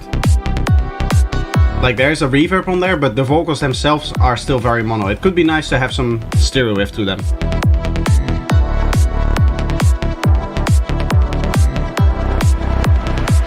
I will release it much shorter. Yeah, I think that's a good idea. We just follow, we just follow.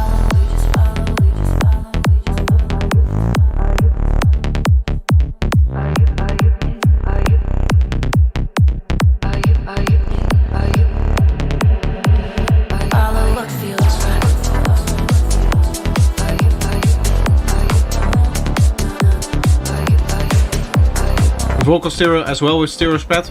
Yeah, you can do that. You could double track, you can make stereo layers, right? By having your girlfriend sing more. I don't know if she's into that, if she wants to do that.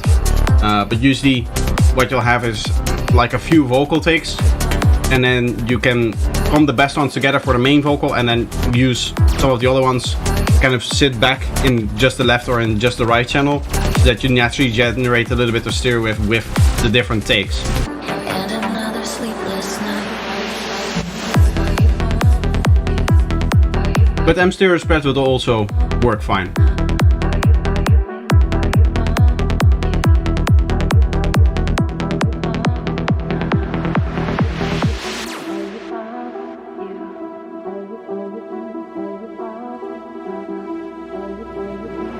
I like it.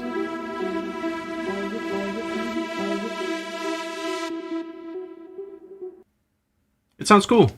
I like it. He has a third one as well. Unknown Reality over here. This is again Damien Smart or Dakami.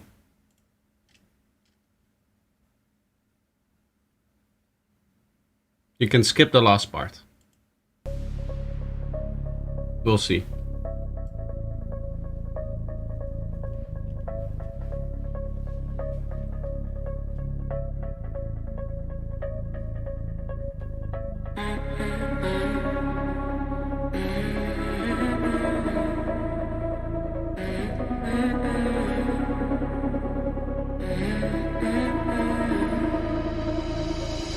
What we're experiencing, it is what we give.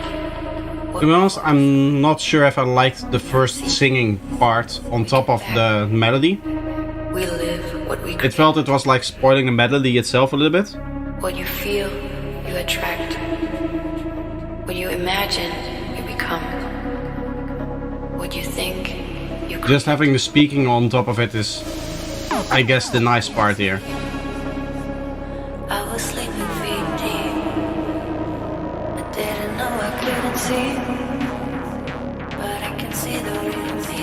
I can see the real me.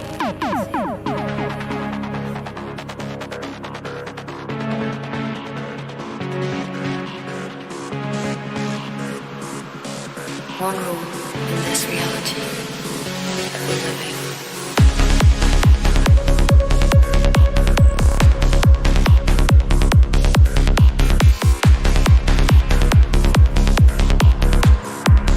I like it. What we're experiencing. One rule. For double the vocal, if on hand, you can also record with multiple microphones simultaneously. Yeah, true. That's true. If you just use 2 or 3, then you get like multiple times the same recording, but you can still pan them around or affect them differently or stuff like that. To get your differences in the left and the right channel. Which is essentially what stereo is.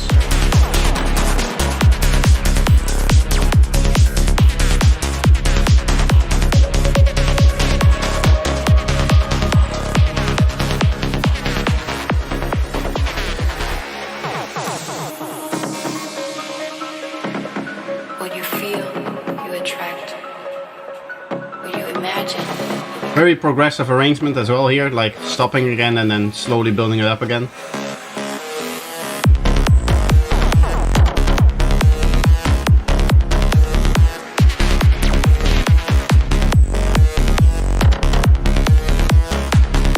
There's only one rule to the gift of life. It feels like this note is off of the sliding bass. Like it sounds like it's a note too high. There's only one Hello Kickwing, this is some good music. You can thank Damien. He's the one who made it. living. It is what we give, what we focus on. We receive, we get back. We live what we create.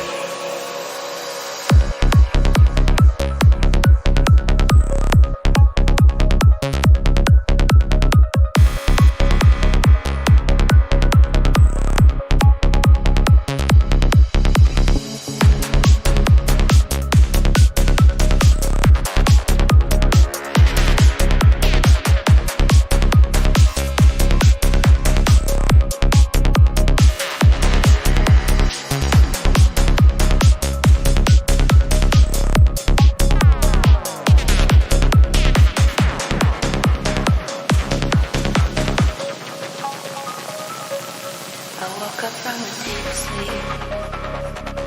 I was sleeping feet deep. Didn't know I couldn't I see. think at this point this melody has been playing for such a long time it may be more impactful of removing it and just having the vocal in there kind of on its own. There's only one rule to the gift of life. One rule in this reality that we're living, what we're experiencing. It is what we give, what we focus on. Yeah, where you had the reverse crash, it may be nice to remove that reverse crash so that the dun-dun-dun sound really comes out of nowhere. What you feel, you attract. What you imagine, you become. If you have kick and bass filtering in, What you think, I always recommend that you lower it by a few dB, like 4 or 5 dB-ish, so that the main kick and bass has more impact.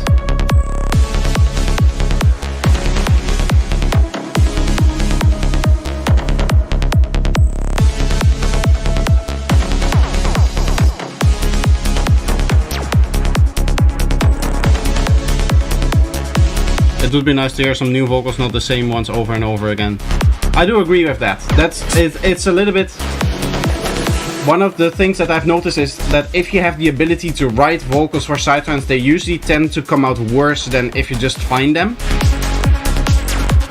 Which, I mean, it's nice to have somebody that can record the vocals for you, living with you, but it's also a little bit of a curse, because then you're tended to just write the vocals, which, as I said, it feels sometimes a little bit forced when you have to write that kind of stuff instead of just finding it somewhere.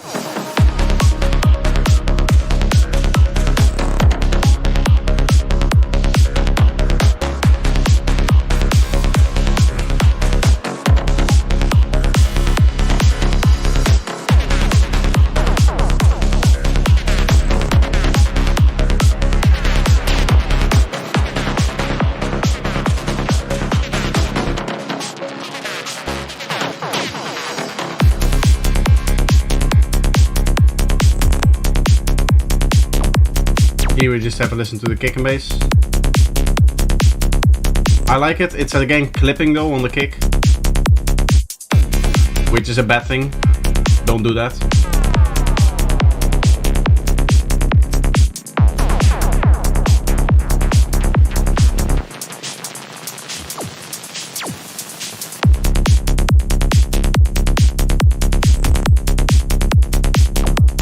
I think there's also kick playing with the bass line together there. At least it sounded like that the last time.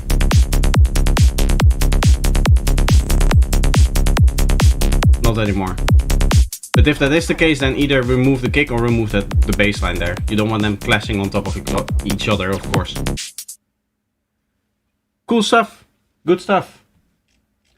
We have one more track. How long has it been?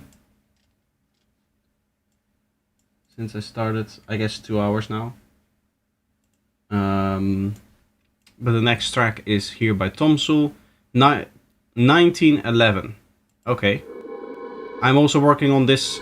I'm also working a little on this track, 180 BPM. Interesting.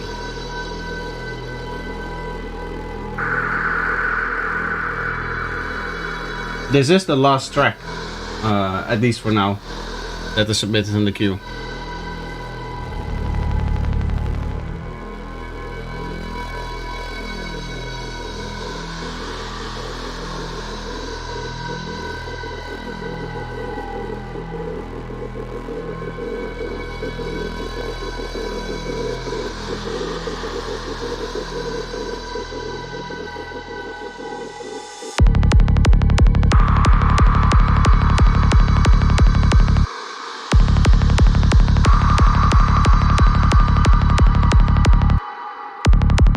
Interesting start. I'm not sure I'm a fan of the very resonant impact every time.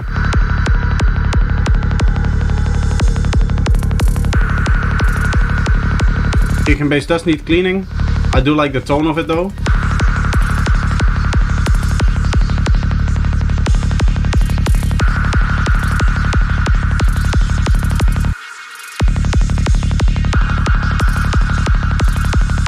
Whatever ARP thing is playing, or like fast sequence there, it doesn't feel in key. At least not to me. I know it's just like high-end bleeps and bloops, but it sounds like it's in a different key than the bass line.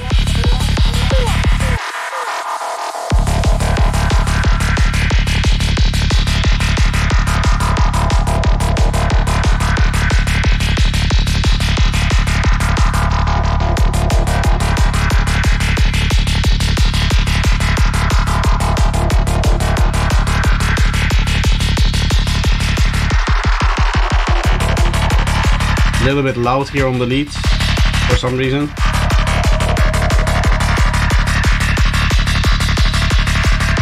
In general, it's getting a little bit loud here.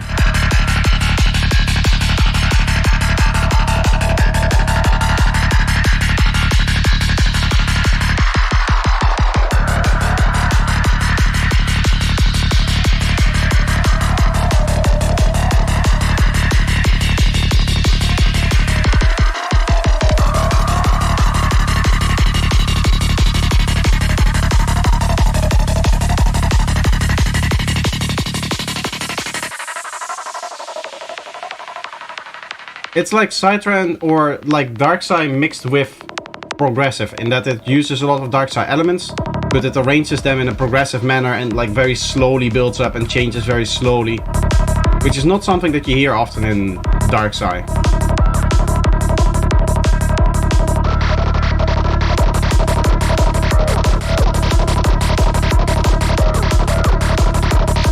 I think some of the sequences are a little bit too loud. We heard some earlier that were overtaking the kick and bass a little bit, but here as well. They can be a little bit quieter so that the kick and bass comes out more. Also the drums can be a little bit louder.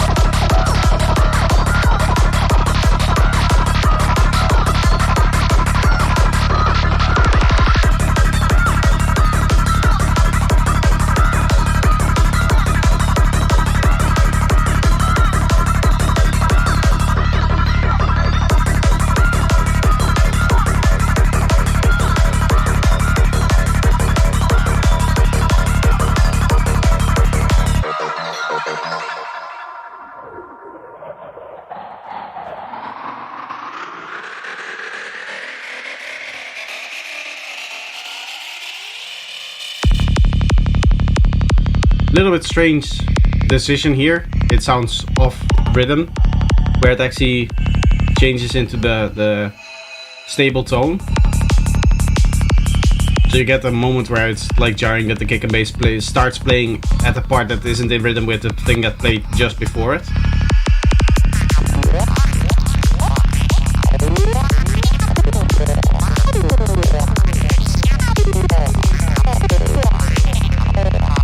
Nice crispiness to the squelches here.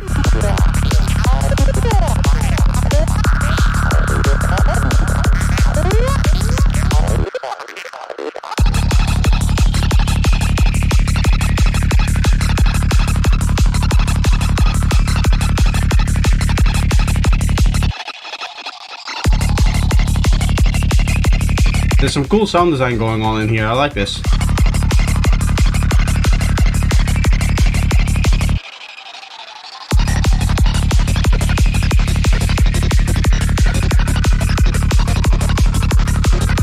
In this case it sounds again out of rhythm.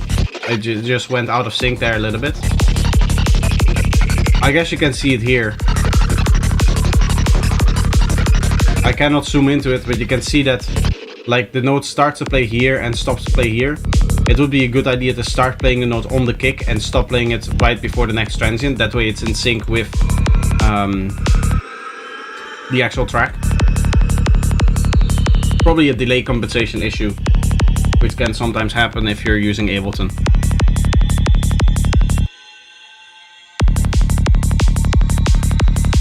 Other DAWs may also have that, but I don't know about other DAWs, how they handle that.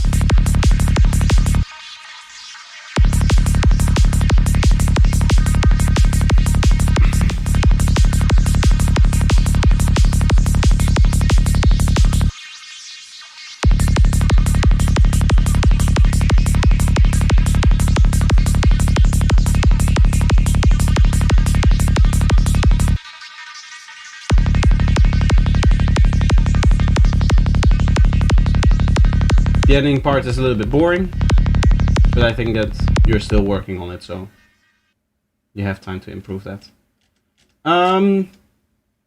What time is it? We have 2 more tracks right now to listen to. This guy has sent a lot of tracks. He has like 5, I guess. Yeah. I'm jealous that you have so much finished music on just a Sunday evening. Anyway, I should open it from here. The next track is going to be again from Damien Smart or Dakami here, and it will be Mahendi, which I again probably mispronounced.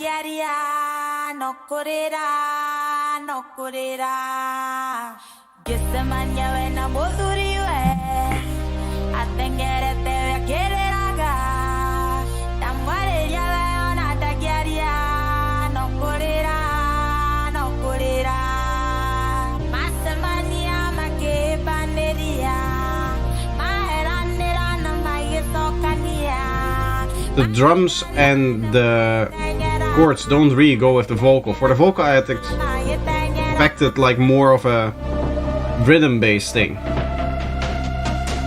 where you had a drum rhythm with the actual vocals.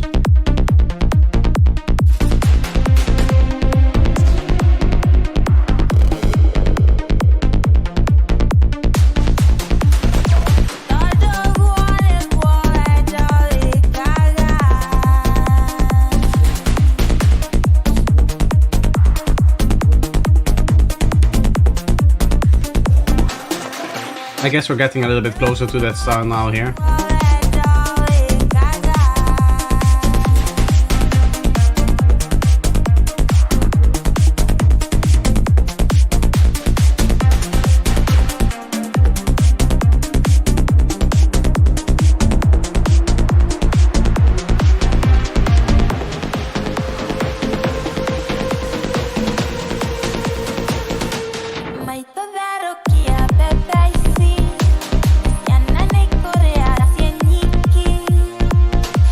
Feels like there's some issues there, like it clicks.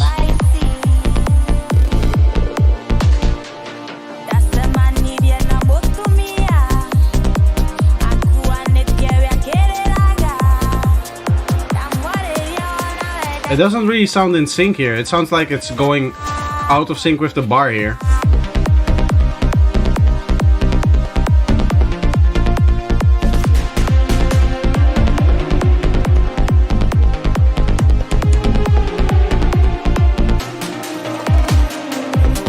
You have nice fat basses, I will check on speaker. I do agree, yes. Nice strong bass lines here.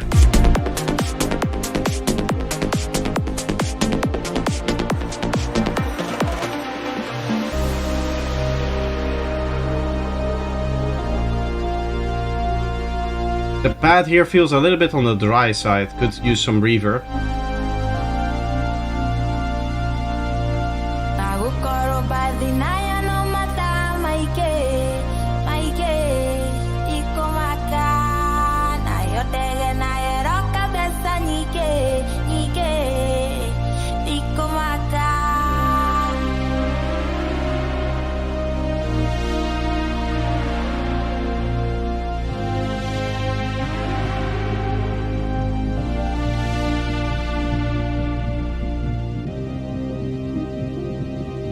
Interesting click there. See if you can remove that.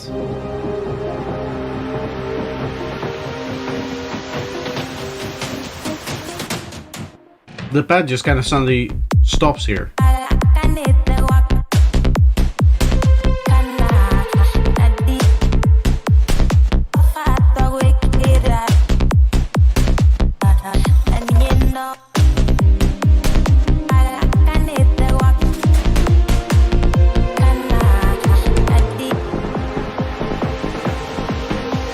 Could maybe also be nice to have a reverb out of those vocal chops there.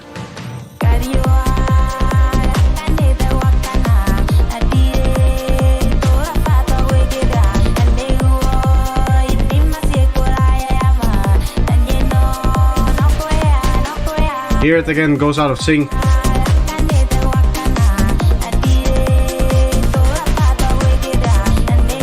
You probably want every stable note that is playing in the vocal to be in the same bar with respect to the bar. I guess in the same segment or the same beat or have the same quantization, I guess, within the bar. So that you maintain the solid rhythm in there.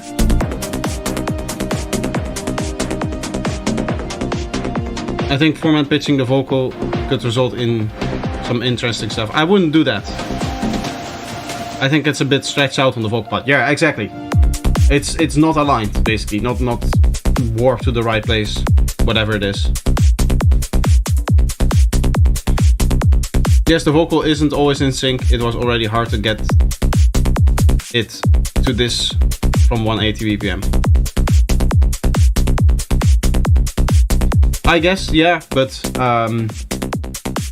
you should be able to find like common anchor points and then put it in sync.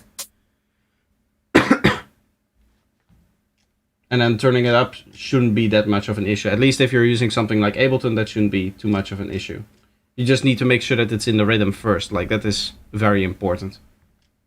Because otherwise it confuses you when you're dancing. Like, hey, the pattern that he set up for the last 6 bars in the 7th bar is actually a little bit different. Right? That's going to confuse people when they're listening to it. He has another track over here. And if you need more, this is 150 BPM Euro Techno. Tell Me Why. Again by Damien Smart and Dakami.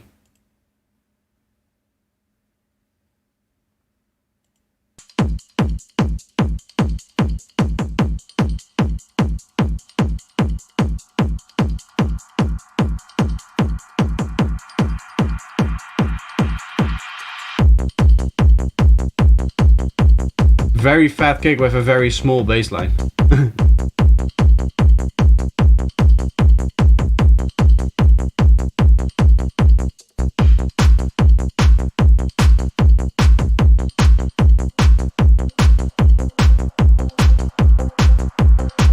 It feels almost a little bit too slow in terms of BPM.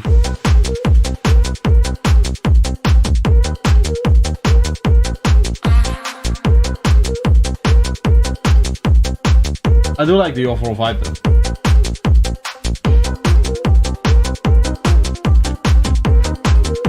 This reminds me of the older school Spanish máquina. I have no idea what that means.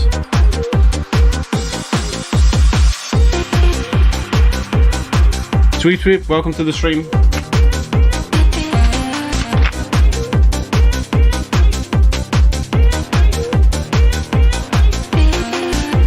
It is indeed nice, old school kind of vibes. I like it a lot.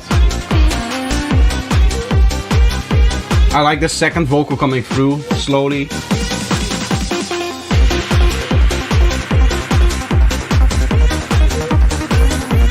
It might be cool to remove the main vocals in here and just have like that fast vocal pad that you have, and now the melodic sequence, have that come through as a main element here.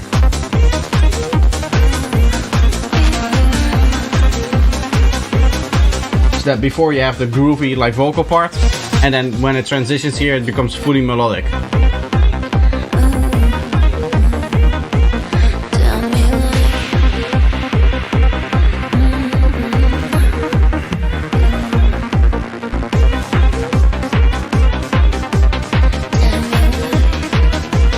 It was a random production last weekend. I like it.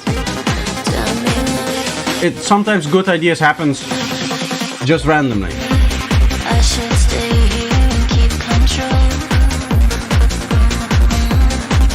When control was never real. Because tell me I can make it easy.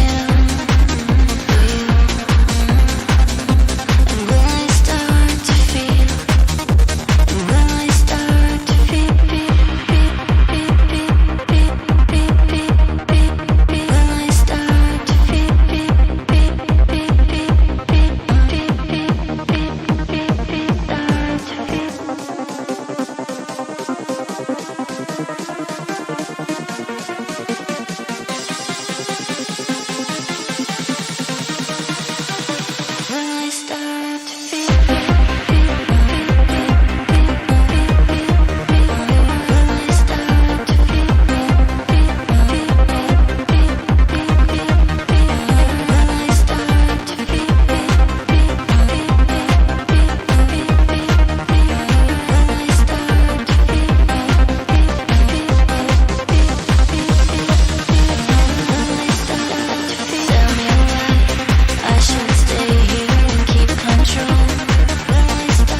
My main big criticism here is that the melodic element, I guess, the main synth, never really has space to really fully play and come through. In that first drop we heard the other vocals, and now there's just constant singing on top. It would be nice to have one moment where it's really just the climax and this big melody comes in, and it's... Even here there's like vocal chops and stuff like that on top. Just have that sound at full power, filter all the way open, which it's not doing now either. Just have it come through at full power. That would be nice, at least in my opinion.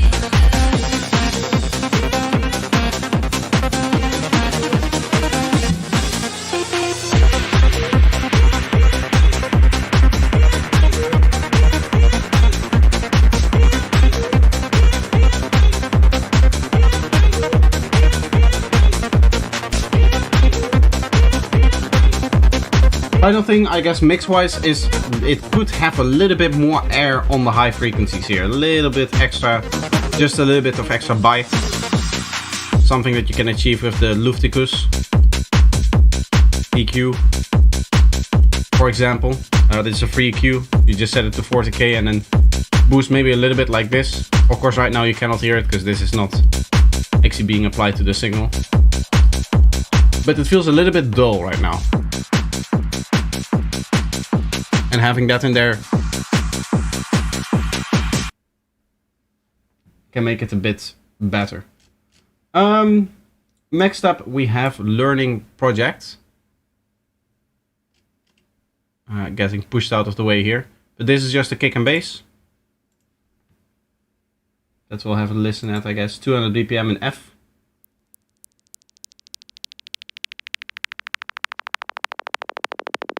Starts very high, very interesting.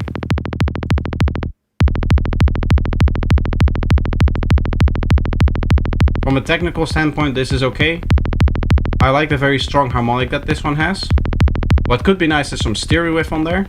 As I've said before, stereo spread can work wonders on that kind of stuff. I like the clickiness of it as well.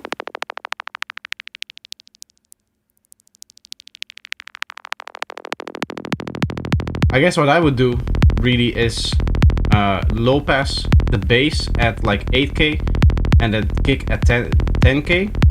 Right now you can see there's like fluctuation in there, which I guess comes maybe from the fact that this has really high frequencies in here. I don't think I can really zoom in too much. Yeah, this doesn't give us any information. I was hoping I could just zoom into it width-wise, but I don't think that there's a way that I can do that in here without like zooming in also the height. But it seems like this just has a little bit too strong of a click, and you can filter out everything above 10K to just get rid of that, and then you get more stability out of your transient. There is another track in here. Another 2, I guess. What time is it? I have been streaming for 2.5 hours. I think after this I'm going to close the queue. That way I have 2 hours and 40 minutes worth of time streaming, which is nice. I am in dire need of more time to edit. I have 5 videos recorded that I all need to edit down, and I need to do conversations with Projector, but I hate doing that kind of work, so I'm always putting it off and doing other things. And to be honest, this weekend hasn't been the most productive weekend I've ever had in terms of getting work done. But this is Herb's Electrify Work in Progress by Go Alpha. Herb's Electrify Go Alpha.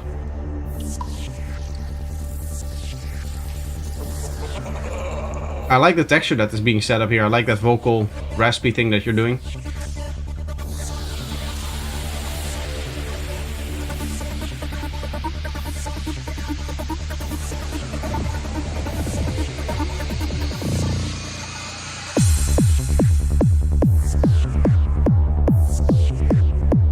I know it's not clean, but that's definitely the Goa vibe, I guess.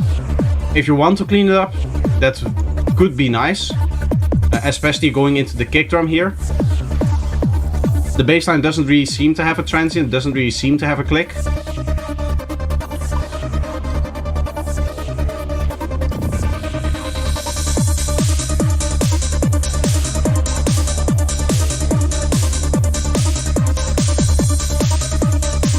These are some really good, like, Goa vibes. It really has some old school texture to it. I like it.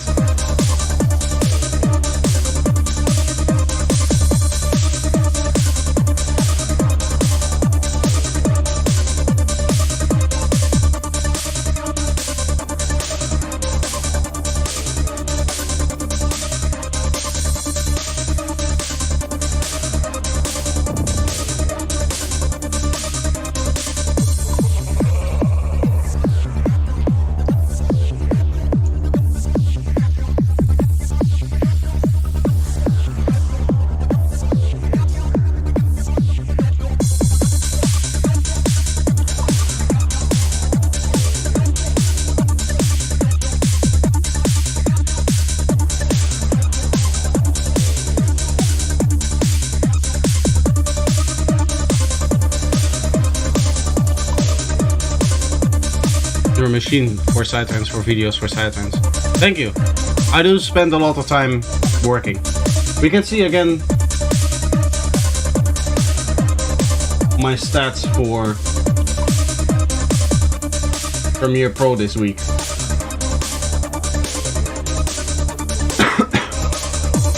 This week a little less.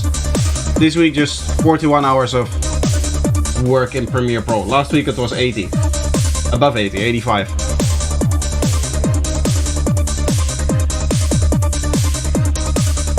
But this week I never left it on overnight, so that's why it's lower. I like this. I know it's part of the genre, but I think it's a little. It's not progressing enough. It's staying a bit too stale at this point.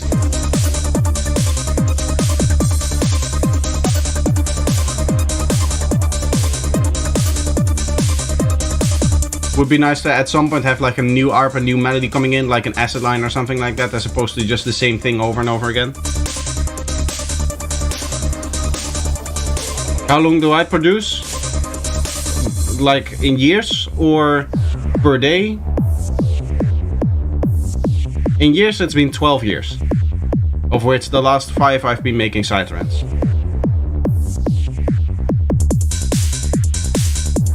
10 hours per day, more. 8 hours is more than 10 hours per day. But I wasn't always editing then. I think that was, I had like 60 hours per day, or 60 hours of actual edit, not even, like maybe like 50 hours of actually editing.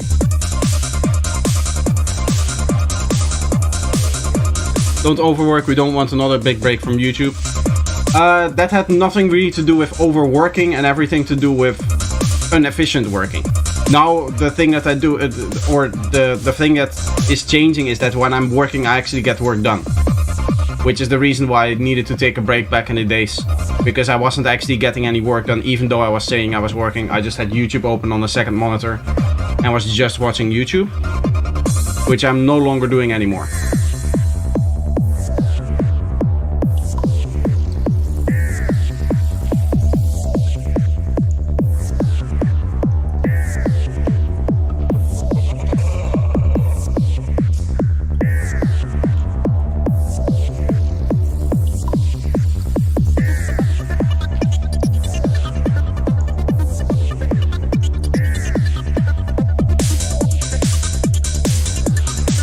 Starting on the snare is a bit strange sounding. Is the snare on the first and the third here for some reason?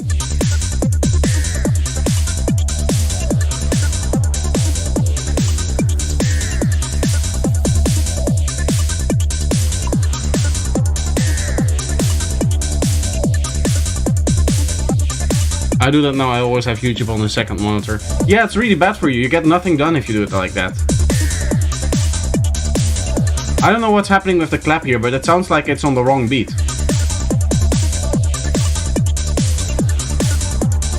It's on the first and the third, as opposed to the second and the fourth. It's not ideal, but I cannot help it. There is a way around it, and that's just to, I guess, imprint in your mind that the area where I'm sitting now is not a YouTube area. I do watch a lot of YouTube, but I just do it on my phone and not behind the computer. I just go into the other room, and sometimes I do spend like half an hour to an hour just endlessly scrolling shorts or whatever. But it's much better to do that in a space that isn't where you're working, so that whenever you are in your workspace, you actually like automatically think, oh, I need to work here, and not, oh, I need to have something up on my second monitor so that I get distracted. You know what I mean? That's really, I guess, my main tip to how I got more efficient is by disassociating this spot where I'm sitting right now with entertainment. I can still have entertainment, and I can still have even days where I'm not really feeling it. Of course, sometimes I break my own rules, right? Sometimes I have a day where I'm not feeling it. I might pop open a video game and have like a live stream or something like that up on the second monitor. That happens all the time. But if I'm actually working and I'm sitting in here and I'm saying like, oh, I need to do work, then either I'm here working, or if I do want to relax for a little bit, I go to the other room, just open up my account or my phone, and start, I guess, playing from there, right? So that at some point I become bored of the shorts, I put my phone down, and then I leave it again, and I come here and I'm out of that mindset of I need entertainment, because I'm no longer in my entertainment spot. I go back to my work spot, so I become in I guess, kind of work mode, you could say. I guess that's the best way to describe it. I don't really know how exactly I would describe it. As you can see, we have the queue closed, but there's one more track here from Damien Smart, which will be the last track. Before we listen to that, I do want to promote one more time this thing over here for everybody that hasn't seen it yet. I recently posted a post where I talk about your advice for what I can improve on the content. And it would be really helpful if you guys would go into this post over here and give me some comments so that I can take that kind of thing into account. It is on anything that I can improve about the shorts, about the long form content, about the live stream, about the second channel, my also projector channel, where Conversations with Projector is posted. All of that stuff. If you just want to add a bunch of comments on what I can do better, then that would be nice. I explain over here, I would love to hear feedback from you or advice, but I often get comments like make a video on X and Y, or just continue what you're doing and things will get better eventually.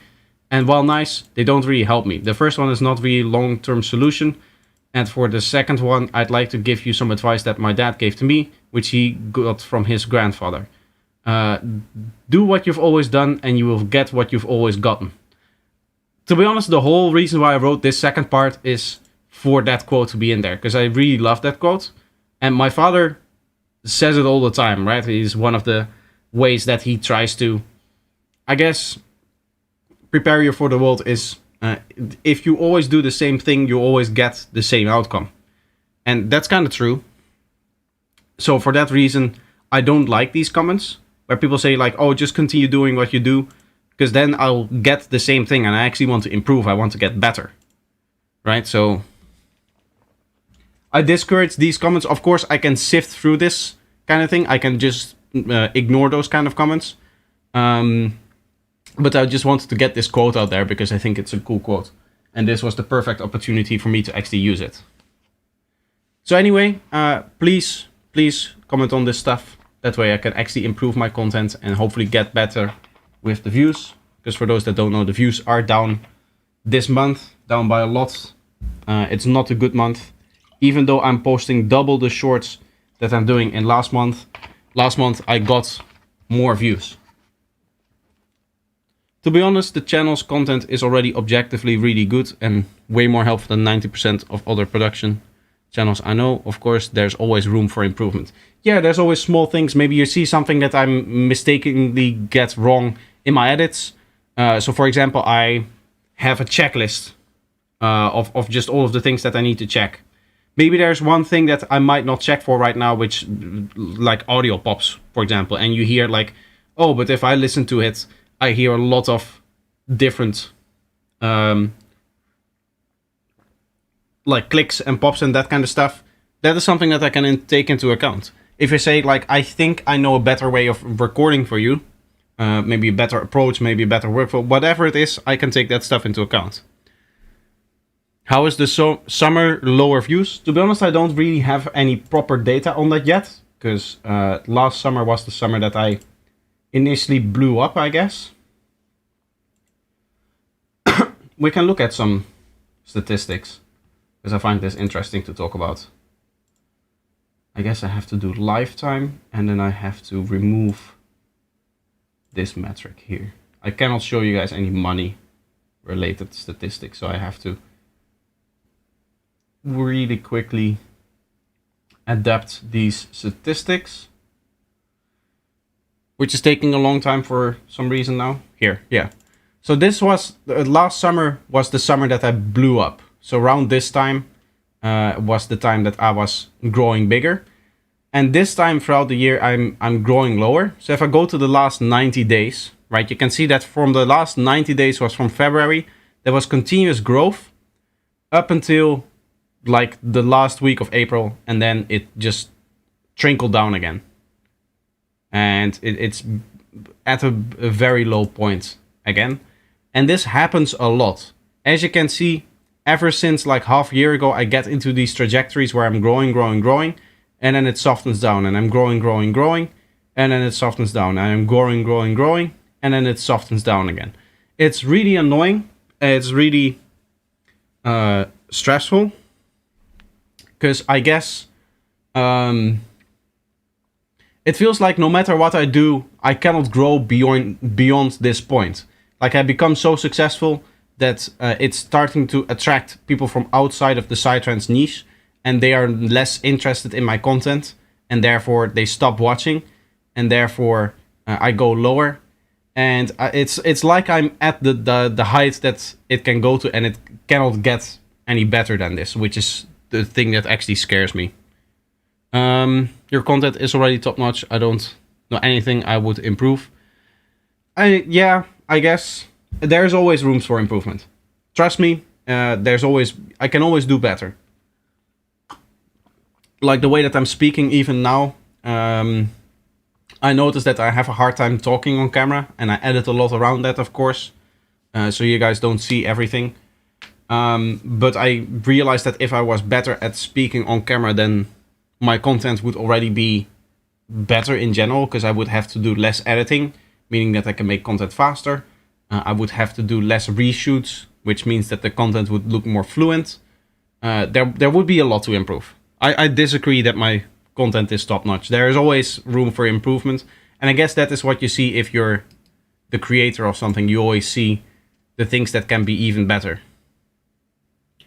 But as I said, I would love if you guys would also point out some of the things that you think I can improve by commenting under that one particular post that I just showed. You just go in here, scroll down, and then it's this one over here. Just write your opinion, write whatever you want, a few points that I can take into account, and that way I improve my content. Anyway, this is going to be the last track of the stream. Don't play me. We'll do the opposite, and we will actually play you. This is 3 weeks, right? Well, that may be right. I actually live in Italy, so I wouldn't know. Here in Italy, they're also getting crazy. I am Dutch, but I don't live in the Netherlands. Like 11, 12 years ago now, my parents moved to Italy, and I went with them. And I haven't really looked back ever since. Grass time is near. Yeah, and I just like going for walks and being outside. So I do like get... I do make it worse, basically. Right, I go outside with the same clothes that I always have on, and then I walk through the park, or I walk back behind the train station somewhere, and there's a lot more pollen there. But it's just nicer to be in those places, nicer to be in the more like nature places, I guess. I don't always want to walk just through the city. But that means that I get all of the pollen on my clothes, and then I take them inside the house, which is obviously not good. I will need some pills in June. I guess it's different for everybody. I also have my pills, but they obviously don't like remove everything. I can still very much feel it in my eyes, and that is also the reason why I kind of want to quit now and don't stream too much longer. Like this was the last track for the feedback for a reason. I can feel it starting to burn my eyes, because it's worse in the morning and in the evening. And throughout the day it's okay, but now I can feel it kind of slowly coming back, and I'm like, okay, maybe I need to change shirts, maybe I need to take a quick shower, that kind of thing. I did have a shower before the stream, but apparently that was not enough to get rid of it all, or to get rid of the feeling of it. But yeah, that gives me more time to edit, which I very much need. Tomorrow, I think I'll post another Conversations with Projector video. So for those that don't know, I have a second channel where you can go to. Let me pop that up as well. I guess I have that here. My second channel is over here. It's called Also Projector. And this is where I post Conversations with Projector, my little video series that I make off the stream, which I find really fun to do. So I hope that you guys enjoy that stuff as well. But yeah, that's going to be the stream. I know it's a little bit shorter than normal. I thought it was only in Japan, this pollen thing. It's everywhere. It's everywhere. It may not be chemtrails. It's just pollen. Plants are everywhere, so pollen is everywhere. It would make sense for it to be everywhere. It would be much more suspicious if it was only in Japan. Anyway, I hope you guys enjoyed the stream and that the feedback was helpful. And I see you guys either next Sunday or maybe during the week. I hope maybe I can get another Bitwig stream out, another Bitwig test stream, but I'll have to see. Anyway, I hope you enjoyed and I hope to see you in the next one.